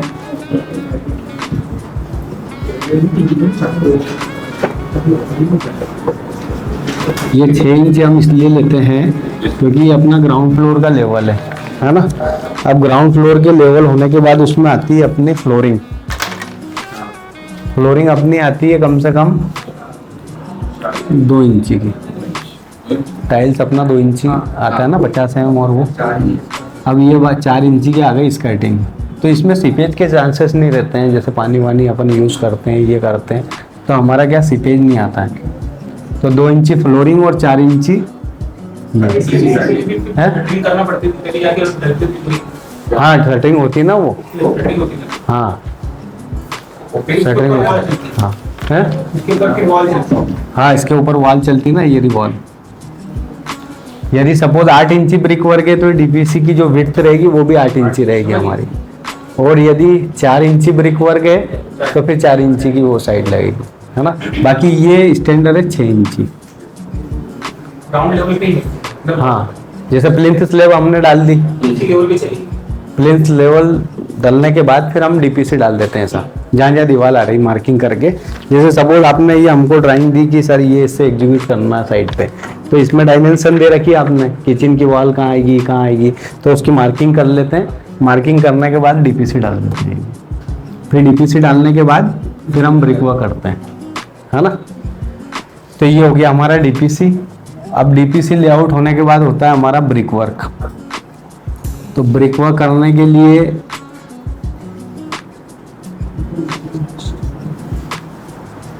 सबसे पहले ज़रूरी है उसकी जो एक्टिविटी है वो समझना, है ना? ब्रिक वर्क करने के बहुत सारे तरीके हैं, लेकिन जो सही तरीका है वो समझना बहुत ज़रूरी है। नॉर्मल हम क्या है कि यूँ तो ब्रिक वर्क सब दूर देखते ही हैं, होता ही है, लेकिन ब्रिक वर्क होने के पहले जब डीपीसी हो जाती है, लेआउट हो जाता है, उसके बाद प्रॉपर अपना कॉलम में हैकिंग होना चाहिए। प्रॉपर जो अपने जो ब्रिक है वो मतलब पूरा वेटेड होना चाहिए, मतलब पूरी गीली होना चाहिए ब्रिक। और वो गीली क्यों होना चाहिए? क्योंकि सपोज हमने मान लो कोई ब्रिक लगाई तो उसका जो मोटर है, जो 1/4 का जो हम बनाते हैं, उसके अंदर सीमेंट भी रहता है, पानी भी रहता है, सब रहता है। आप मान लो सूखी ईंट लगाएंगे तो उसको एब्जॉर्ब कर लेगा और फिर वहाँ से क्रैक डेवलप होने चालू हो जाएंगे। तो ब्रिक वर्क करने के पहले ब्रिक वेटेड होना चाहिए अपनी, है ना? अब साइड पे बहुत सारी जगह आप जाएंगे ना तो आपको चेकलिस्ट फॉलो होती है, पहले नहीं होती थी चेकलिस्ट। अब एग्जीक्यूशन जहाँ जहाँ होगा ना वहाँ चेकलिस्ट होती है। जो इंजीनियर रहते हैं उनके हाथ में चेकलिस्ट रहती है। कॉन्ट्रैक्टर का काम करने के पहले वो चेकलिस्ट फिलअप करता है, उसके बाद ही काम स्टार्ट होता है कि वो उस पैरामीटर में काम कर रहा है कि नहीं कर रहा है। तो ब्रिक वर्क करने के लिए हमको सबसे पहले तो मटेरियल क्या रेशो में बन रहा है। जैसे सपोज हमारा ब्रिक वर्क है, 8 इंची का ब्रिक वर्क है, तो 1/4 रेशो रहता है अपना, ये है ना, सीमेंट और सैंड, है ना? ये प्रॉपर मिक्स होना चाहिए। और ये तो ठीक है, यहाँ पे आप बाहर प्रोजेक्ट कहीं काम करते हैं तो वहाँ पे एक बॉक्स रहता है 1 क्यूबिक फीट का, क्यूबिक मीटर का, मतलब 35.28 का। उस बॉक्स से ये पूरा मटेरियल बनता है, उसके बाद कंज्यूम होता है। तो ब्रिक वर्क ये हो गया। अब इसमें क्या होता है कि सबसे पहले तो जैसे हम 4 फीट हाइट करते हैं तो कोपिंग डालना बहुत ज़रूरी है, नहीं तो आपने देखा होगा दोनों कॉलम के बीच में क्रैक डेवलप हो जाते हैं, कंटिन्यू हम एक साथ में यदि दीवार करते हैं तो, या तो हमको 2 लेयर या 3 लेयर के बाद हम स्टील वेस्टेज स्टील भी डालते हैं ड्रिल करके, है ना। और हाँ, या फिर हम उसमें कंक्रीट की वो डाल देते हैं, क्या बोलते हैं, लिंटल टाइप, जो कि एक 7 फीट पे डलता है, लेकिन अब 4 फीट पे भी डालना स्टार्ट कर दिया है ना।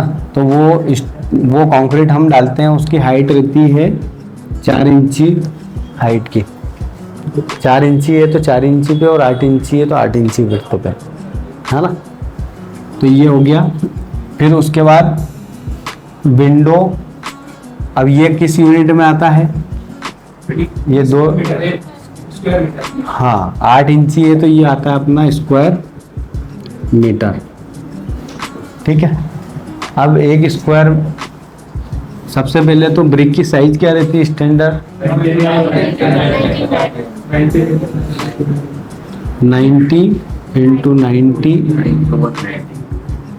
ये भी mm में है, इंटू 190 mm, बराबर। ये एक ब्रिक की साइज है। अब 8 स्क्वायर मीटर है हमारा, सपोज 8 इंची दीवार है, 1 स्क्वायर मीटर में कितनी ब्रिक लगेगी, या 1 क्यूबिक मीटर में कितनी लगेगी, ये हम कैसे निकाल सकते हैं। तो 1 स्क्वायर मीटर 8 इंची की ब्रिक वर्क है, तो ये स्क्वायर मीटर में निकालने के लिए 0.19 इंटू 0.09, तो ये हो जाएगा अपना 1 स्क्वायर मीटर। इसको इससे डिवाइड करेंगे, 1 square metre divided by this, तो हमारा नंबर ऑफ ब्रिक आ जाएगा, है ना। उसमें मोटर भी माइनस करना पड़ेगा, वो आपको थ्योरेटिकल आप जब वो पढ़ेंगे ना, तो उसमें मोटर भी माइनस करके ना आपको, जैसे 1 स्क्वायर फीट में 8 इंची की ब्रिक में 8 ब्रिक लगती है, 7 to 8 ब्रिक, और 4 इंची 1 स्क्वायर फीट में लगती है 7 से 8, सॉरी, और ये लगती है आपकी, हाँ ये 8, और ये लगेगी आपकी 5, ये लगेगी 5 और ये लगेगी 8, मतलब 8 इंची ब्रिक वर्क है तो आपका 1 स्क्वायर फुट में 8 ब्रिक लगेगी, और 4 इंची में 5 स्क्वायर फुट लगेगी, है ना। ये थंब रूल है, ये तो मेरे को पता है इसलिए क्योंकि मेरे को काफ़ी टाइम हो गया है चीज़ निकालते, इसलिए मैं बता रहा हूँ ये सब चीज़ें। बाकी आपको प्रैक्टिस करना पड़ेगी, है ना। तो ये चलता है अपना स्क्वायर फीट, ये स्क्वायर मीटर में। तो इसको कैसे करेंगे हम, लेंथ इंटू हाइट, है ना। ये लेंथ अपनी हो जाएगी सपोज 3 मीटर, और हाइट हो जाएगी अपनी 10 फीट हो गई, मतलब 3 मीटर। तो ये हो गया, आ जाएगा टोटल 9 स्क्वायर मीटर, है ना। अच्छा, इसमें डिडक्शन भी करना पड़ता है, जहाँ पे आप यदि कोई एस्टिमेट या कोई कॉस्टिंग या कोई बिलिंग करते हैं तो इसमें जहाँ डोर है वो डोर डिडक्शन करना पड़ेगा, विंडो है तो विंडो डिडक्शन करना पड़ेगा। फिर इसमें ब्रिक वर्क में सपोज यहाँ पे बीम है तो बीम डिडक्शन करना पड़ेगा, लिंटल है तो 4 इंची का लिंटल करना पड़ेगा माइनस, वेंटिलेशन करना पड़ेगा, ये सब आपको माइनस करना पड़ेंगे आप जब बिलिंग, मान लो बिलिंग करते हैं या कोई एस्टिमेट निकालते हैं तो, ठीक है। ये हमारा ब्रिक वर्क हुआ एक एक्टिविटी, डीपीसी, डीपीसी के बाद ब्रिक वर्क, ब्रिक वर्क के बाद हमारा आता है वापस से तो ब्रिक वर्क ऐसा होता है, पहले ब्रिक वर्क करते हैं फिर उसके बाद कॉलम करते हैं, हाँ, और एक फ्रेम स्ट्रक्चर होता है, हाँ इसमें हाँ, जिसमें कॉलम और स्ट्रक्चर काम होता है। जो सर मैं पूछ रहा हूँ, जैसे कॉलम उठा दिए, हाँ, तो उसके साथ ही बीम, उसके बाद अपने को वॉल उठाना है या फिर फ्रेम डालने के बाद वॉल उठाना चाहिए। देखो ये तो डिपेंड करता है आपकी प्रोजेक्ट की टाइमलाइन के ऊपर, है ना। जैसे आपको प्रोजेक्ट फास्ट करना है, टाइमलाइन में भी करना है, बड़े प्रोजेक्ट आपने देखे होंगे तो पहले फ्रेम स्ट्रक्चर ही होता है, ज़्यादातर वही होता है, क्योंकि उसमें क्या होता है, ओवरलैप होता है। नहीं तो कैसे, सपोज मान लो आपके कॉन्ट्रैक्टर तो अलग अलग रहेंगे, शटरिंग वाला अलग रहेगा, ब्रिक वर्क वाला अलग रहेगा। अब यदि वो तीनों एक साथ में काम करेंगे तो हो नहीं पाएगा। तो बड़े प्रोजेक्ट में क्या करते हैं कि पहले स्ट्रक्चर तैयार कर लेते हैं, जब 5 फ्लोर, 3 फ्लोर, 4 फ्लोर, तब फिर ब्रिक वर्क वाले, ब्रिक वर्क कॉन्ट्रैक्टर अलग रहता है तो ब्रिक वर्क करा है। यदि टेक्निकली देखें तो टेक्निकली कोई दोनों में कोई प्रॉब्लम नहीं है, कोई प्रॉब्लम प्रॉब्लम नहीं है। लेकिन यदि कोई सजेस्ट करेगा कि कंपैरिजन में हमको स्टार्ट क्या करना चाहिए, तो हमको ब्रिक वर्क साथ में करना चाहिए। तो उसमें क्या होता है, जो जॉइंट पे जो वो अपने क्रेक डेवलप नहीं होते हैं उसमें जो, ब्रिक वर्क करना चाहिए, कॉलम डालना चाहिए, हाँ उसमें क्रेक नहीं आता। क्रेक नहीं आते हैं। और हालांकि उसमें भी नहीं आते क्रेक तो, क्योंकि उसमें हम एग्रीगेट वगैरह यूज़ कर लेते हैं। जैसे ये सपोज कॉलम है अपना, उसमें ये बोला जाता है कि हमारा तो फ्रेम स्ट्रक्चर है, हाँ तो फ्रेम स्ट्रक्चर में जो कॉलम का जो लोड आता है ना, वो कॉलम पे ना रहते वो ब्रेस पे भी आने लगता है। तो ब्रेस पे वो लाइन आने लगती है, ब्रेस आने लगते हैं। ना ना ऐसा कुछ भी नहीं है। लोड का स्ट्रक्चर का ब्रिक वर्क से कोई लेना, ब्रिक वर्क तो एक ब्रिक पे तो आता ही नहीं है, वो तो पार्टीशन का काम करती है। ये वॉल बनी है, ये तो पार्टीशन का काम आपने करती तो ब्रेस बना ली, हाँ। बॉल बना ली, कॉलम आपने बीच में लगाया, हाँ। खतरे में वो आप दोनों ब्रेस जहाँ पे ब्रेस का बॉल है वहाँ पे तो लगाओगे नहीं, उससे पीछे लगती है खतरे। तो अपन कॉलम का मटेरियल डालते हैं, वो डायरेक्ट ब्रेस पे रहता है। शटरिंग का बोल रहे हैं कि शटरिंग का लोड बोलता है, ऐसा बोलते हैं। है। अच्छा, जैसे ये कॉलम हो गया आपका और ये ब्रिक वर्क हो गया ऐसा, ये जैसे कॉलम हो गया और ये ब्रिक वर्क हो गया। हाँ, जैसे ये बॉल है, वो वाली हाँ, बॉल है, हाँ, कॉलम, हाँ। अपन ने ये वाला कॉलम बाद में डाला, तो अपन जब ऊपर से तंत्रिस डालते हैं, हाँ। तो उसका जो लोड है कॉलम हाँ। वाला, वो सही ना सही मतलब ब्रेस पे भी ट्रांसफर होने लगता है। नहीं नहीं, वो तो ऐसा हो ही नहीं सकता ना। यदि ऐसा होता तो फिर वो पूरा लोड ही, पूरा स्ट्रक्चर का लोड पहले होता क्या है, होता ये है कि आपका लोड सबसे पहले तो आता है स्लैब पे, स्लैब लोड ट्रांसफर करती है बीम पे और बीम करता है कॉलम पे। और जो लोड होता है वो देखा जाए ना टेक्निकली तो 45 डिग्री पे नीचे डाउन टू अर्थ पे जाता है, 45 डिग्री पे, है ना।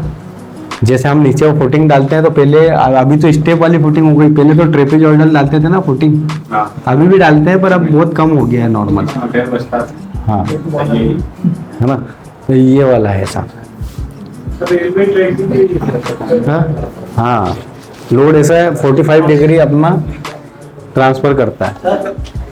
हम्म? सर बाकी पहले ब्रिक वर्क कर देते होंगे तो कॉलम की शटरिंग में दिक्कत आती होगी। नहीं, क्या दिक्कत है?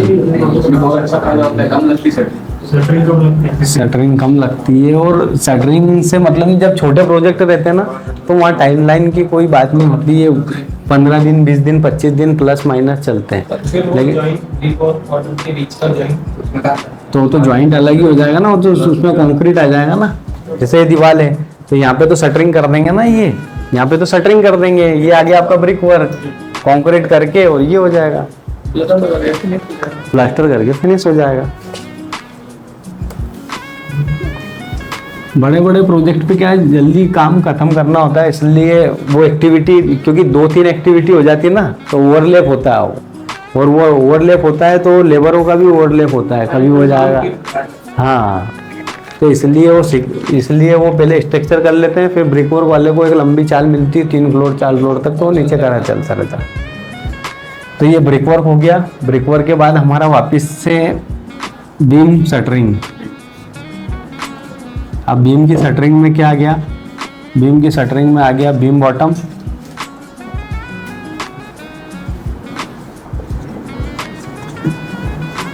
बीम साइड और फिर स्लैब,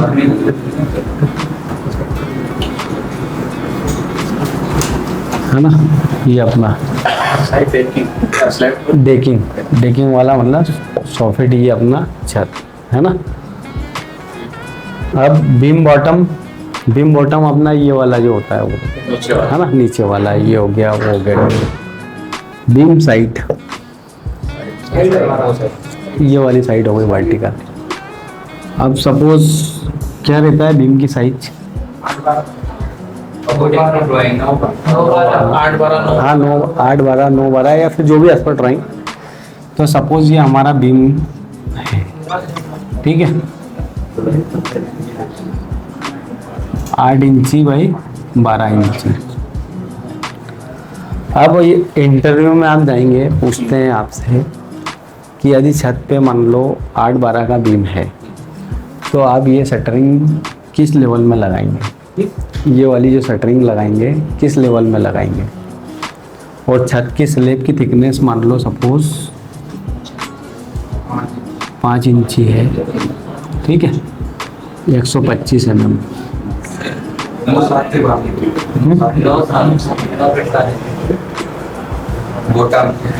नो कौन सा ये वाला? ये तो आपने इससे बताया, मैं तो इसकी बात कर रहा हूँ, है ना? बीम की साइड किस साइड है?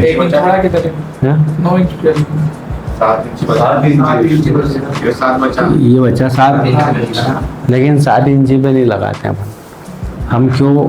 7 इंची से इसको 1.5 इंची कम कर देते हैं, तो ये कितना हो गया? वो प्लेट की थिकनेस ऐसा, ये 1.5 इंची का एम की थिकनेस रहती है, 35 mm रहती है 1.5 इंची। MS प्लेट की जो थिकनेस रहती है वो, तो ये सपोज मान लो 12 इंची का बीम है, तो 5 इंची तो हमारी ये छत माइनस हो जाएगी और 1.5 इंची ये, तो ये हो गया 6.5, है ना? और सपोज 20 इंची का है बीम और सपोज 6 इंची भराई है, तो कितने का लगेगा?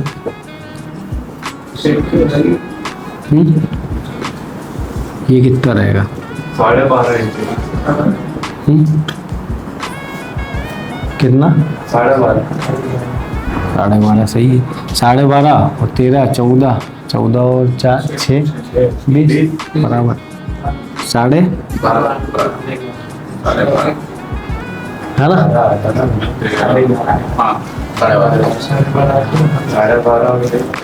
ठीक है। तो ये जनरली ये चीज़ें क्या है कि बहुत छोटी छोटी है, लेकिन बहुत फ़र्क पड़ता है। मान लो आप खड़े हैं और उनने छत मान लो पूरी कंप्लीट कर दी और आप खड़े ही हैं, फिर बाद में जब सरिया और यह सब बन गया और आपने टेप से देखा कि लाओ चेक कराओ बीम, तो ये तो हाइट कम ज़्यादा पता चले 1.5 इंची ऊपर हो गया, तो ये बहुत लंबा गेम हो जाए। फिर पूरी तो छत खोलो या फिर उसकी हाइट बढ़ेगी, है ना? तो ये अपना हो गया स्लैब बीम साइड। ये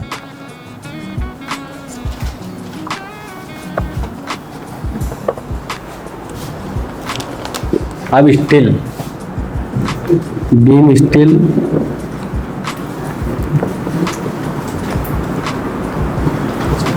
बीम का स्टील अब मान लो निकालना है तो आप निकाल सकते हो सभी,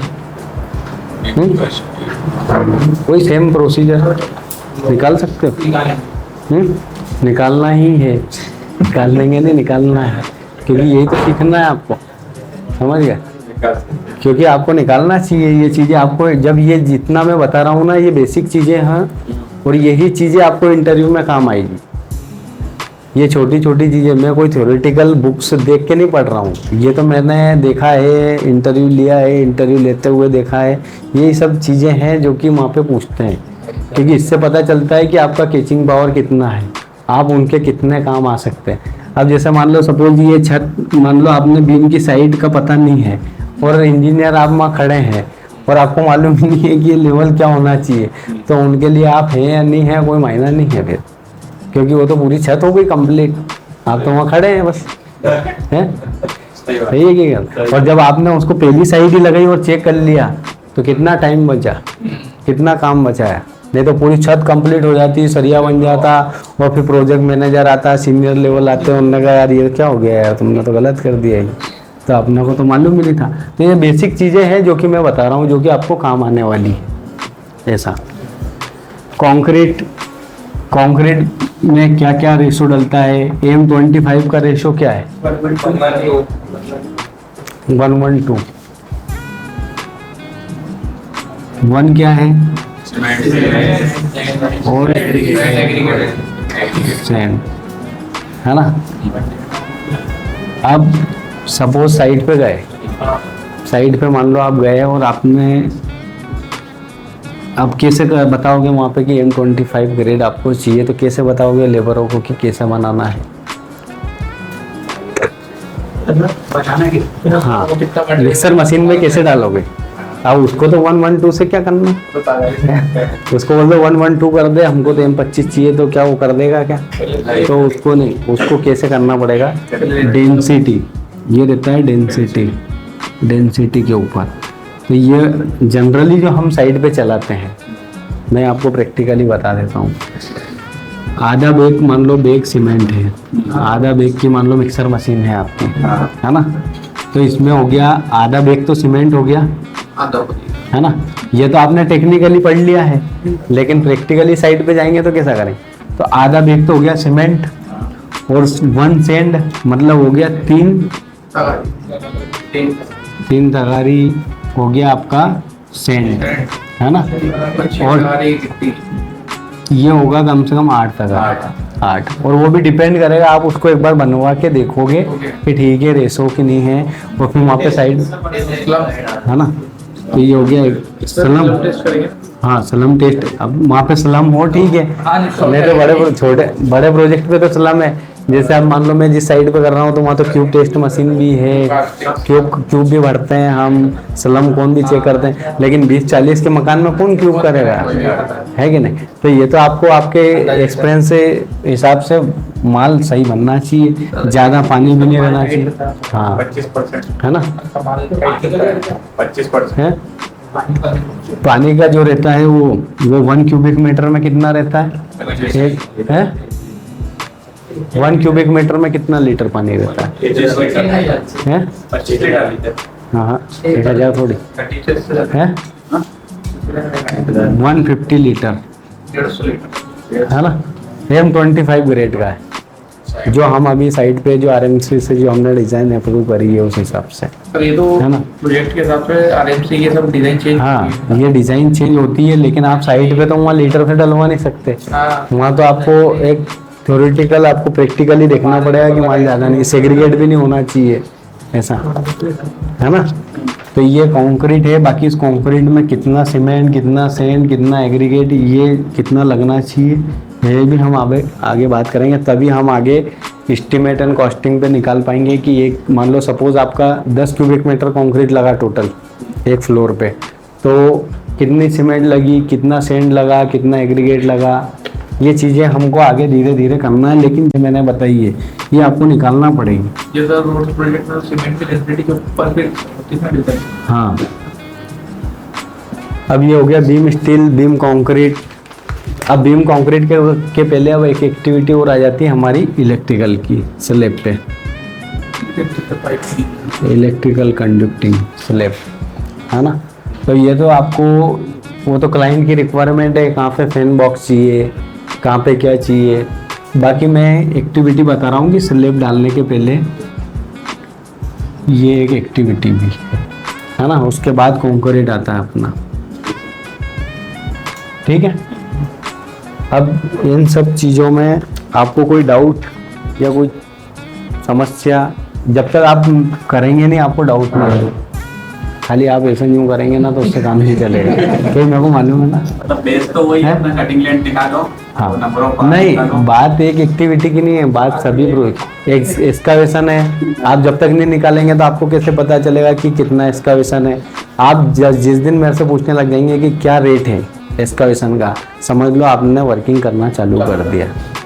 आपकी बैक फिलिंग का रेट क्या है, क्या रेट में बैक फिलिंग होती है, तो पता चलेगा आपको कि एक प्रोजेक्ट में क्या कास्ट आती है।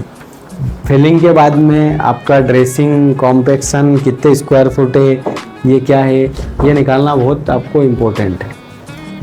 तो ये आप जब तक खुद नहीं करेंगे, अभी ये जो एक्टिविटी मैंने बताई है, ये कोई भी एक प्रोजेक्ट लो 30x60 का और आप निकालना स्टार्ट करो। आपको कोई डाउट आए आप पूछो, या मैं वापस से उसी चीज़ को डीपली हम बात करेंगे, एक एक प्रोजेक्ट उठा के, एक एक फुटिंग उठा के। जैसे ये वाला प्रोजेक्ट था हमारा 30x60 का, इस प्रोजेक्ट को स्टार्टिंग से आप लो और कोई डाउट हो तो पूछो। ये पानी हाथ लो ना अभी, है ना?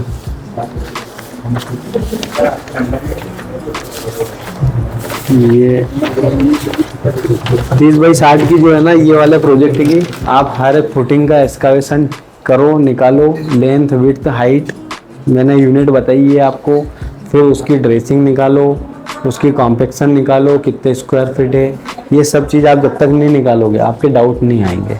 और आप इस प्रोजेक्ट को, जैसे मैंने तो अभी क्या है कि आपको ये बताया है, लेकिन इसको निकालने में हर एक्टिविटी का आपको, उससे आप बिलिंग भी सीखेंगे, आप एस्टिमेट भी सीखेंगे, आप कॉस्टिंग भी सीखेंगे। उसमें हर चीज़ यूनिट इसीलिए बताइए आपको कि आप उस यूनिट में निकाल सके ऐसा। ठीक है, अपने टाइप के भी था। ये तो मैंने यहीं से लिया ना, आप ले सकते हैं, कोई दिक्कत नहीं। ये लो। हाँ, बिल तो हर एक्टिविटी के देते हैं, जैसे मैं बता देता हूँ आपको। बिल होते हैं अलग अलग टाइप के, मैं आपको बिलिंग की भी मैं आपको बता देता हूँ। ये चल रहा है क्या मार्कर वो खराब जो है? ये नहीं, ये अपन ऐसे ही राइटिंग करते हैं ना, तो वो नहीं चल रहा है। ये वाला रेड वाला होगा, है ना। ये बिल के लिए एक होता है आइटम रेट, ठीक है। आइटम रेट में क्या होता है, वही मैंने आपको बताया, एक्सकावेशन, ठीक है। एक्सकावेशन में आप जब तक वो क्वांटिटी नहीं निकालेंगे जो मैंने बताई आपको, तो वो क्वांटिटी आएगी आपको, है ना। क्वांटिटी आपसे कब निकलेगी, लेन। अब यूनिट आएगी आपकी क्यूबिक मीटर, है ना। जब तक आप क्यूबिक मीटर में नहीं निकाल पाएंगे उसको, आप कैसे, तो ये हो गई आपकी क्वांटिटी, ये हो गई आपकी यूनिट, ये हो गया आपका रेट में बता दूंगा आपको क्या चल रहा है मार्केट में, और ये हो गया आपका अमाउंट, ये हो गया एक्सकावेशन का। फिर उसके बाद आपका चला तो बैक फिलिंग आपका वही सेम, यूनिट क्या है हमारी, क्यूबिक मीटर या क्यूबिक फीट, ये क्वांटिटी, ये रेट और ये अमाउंट। शटरिंग का क्या यूनिट बताई थी मैंने आपको, तो ये शटरिंग हम टोटल निकाल सकते हैं किसी प्रोजेक्ट की, या जो मैंने बताया उस प्रोजेक्ट की आप निकालो। तो ये हो गया क्वांटिटी, और ये यूनिट हो गया आपका स्क्वायर फीट या स्क्वायर मीटर, कुछ भी ले सकते हैं आप। ये रेट, ये अमाउंट, ऐसे होती है बिलिंग। और एक होती है स्लेब एरिया पे, जो कि हम स्लेब एरिया मान लो पूरा प्रोजेक्ट 20-40 का है, वो हमने विथ मटेरियल दिया है मार्केट में 1500 रुपये स्क्वायर फुट। तो ये हो गया स्लेब एरिया पे, छत नफ्ती जिसको बोलते हैं हम। हाँ, फायदा किसमें, किसका फायदा, कॉन्ट्रैक्टर का कि पार्टी का? पार्टी का क्या करता है? देखो, फायदा नुकसान तो एक अलग है ही सही, वो तो डिपेंड करता है कि प्रोजेक्ट कितना बड़ा है। जैसे आप कोई कंपनी में काम करेंगे या कोई बड़े कमर्शियल प्रोजेक्ट पे काम करेंगे या बाहर करेंगे आप इंदौर के, तो आपको आइटम रेट पे ही काम करना पड़ेगा। और सिर्फ इंदौर में ज़्यादातर जो पैटर्न चलता है वो स्लेब एरिया पे चलता है ना। तो मैंने जो आपको बताया है जो भी आज, वो जब तक आप एक प्रोजेक्ट को निकालेंगे नहीं, तो आपको उस चीज़ का डाउट नहीं आएगा। तो आप ये निकालो, और बाकी के मैं रेट आपको बताऊंगा, पूरा कंप्लीट आप ऐसे हो जाएंगे बिल्कुल व्यवस्थित, ठीक है। और आने वाले फ्यूचर में सिविल में बहुत अच्छा स्कोप है। आप ये जो ऑर्गेनाइजेशन है, जो नए KTRC करके स्किल डेवलपमेंट है, यहाँ से एक अच्छा प्लेटफॉर्म मिलेगा, और बहुत जल्दी आपको एक अच्छी अपॉर्चुनिटी मिलेगी। मैं आपके लिए नहीं बोल रहा हूँ, मैं पूरे इंटायर इंदौर पूरे इंडिया के लिए बात कर रहा हूँ। सिविल में अच्छा स्कोप आ गया है और आने वाला है, इसलिए आप जितनी जल्दी हो सके जल्दी फटाफट ये सब चीज़ें कंप्लीट करके, और साथ में इंटरव्यू वगैरह जो भी हैं देते रहें आप। ठीक है, तो सर हर फ्राइडे हमारे साथ जुड़े। आपको इस पे वर्किंग करना पड़ेगी, जैसा कि अंशुमन जी ने बताया है कि हर एक्सकावेशन आप खुद क्वांटिटी निकालो। जो मैंने प्रोजेक्ट लिया है, इसीलिए यहाँ से लिया है क्योंकि वो चीज़ आपके पास है। 30-60 का प्लाट है तो आप वो लो, उसकी क्वांटिटी निकालो जब भी आप फ्री रहें। 2D 3D जैसे ये तो बता ही रहे हैं बेसिक, आप उस टॉपिक से यदि बोर हो रहे हो तो आप वो निकालना स्टार्ट कर दो कि एक्सकावेशन आपने कितने क्यूबिक फीट निकाला, और आप मेरे को चेक कराओ, है ना। ठीक है, थैंक यू वेरी ठीक है मच सर आज के ओके लिए। Okay welcome.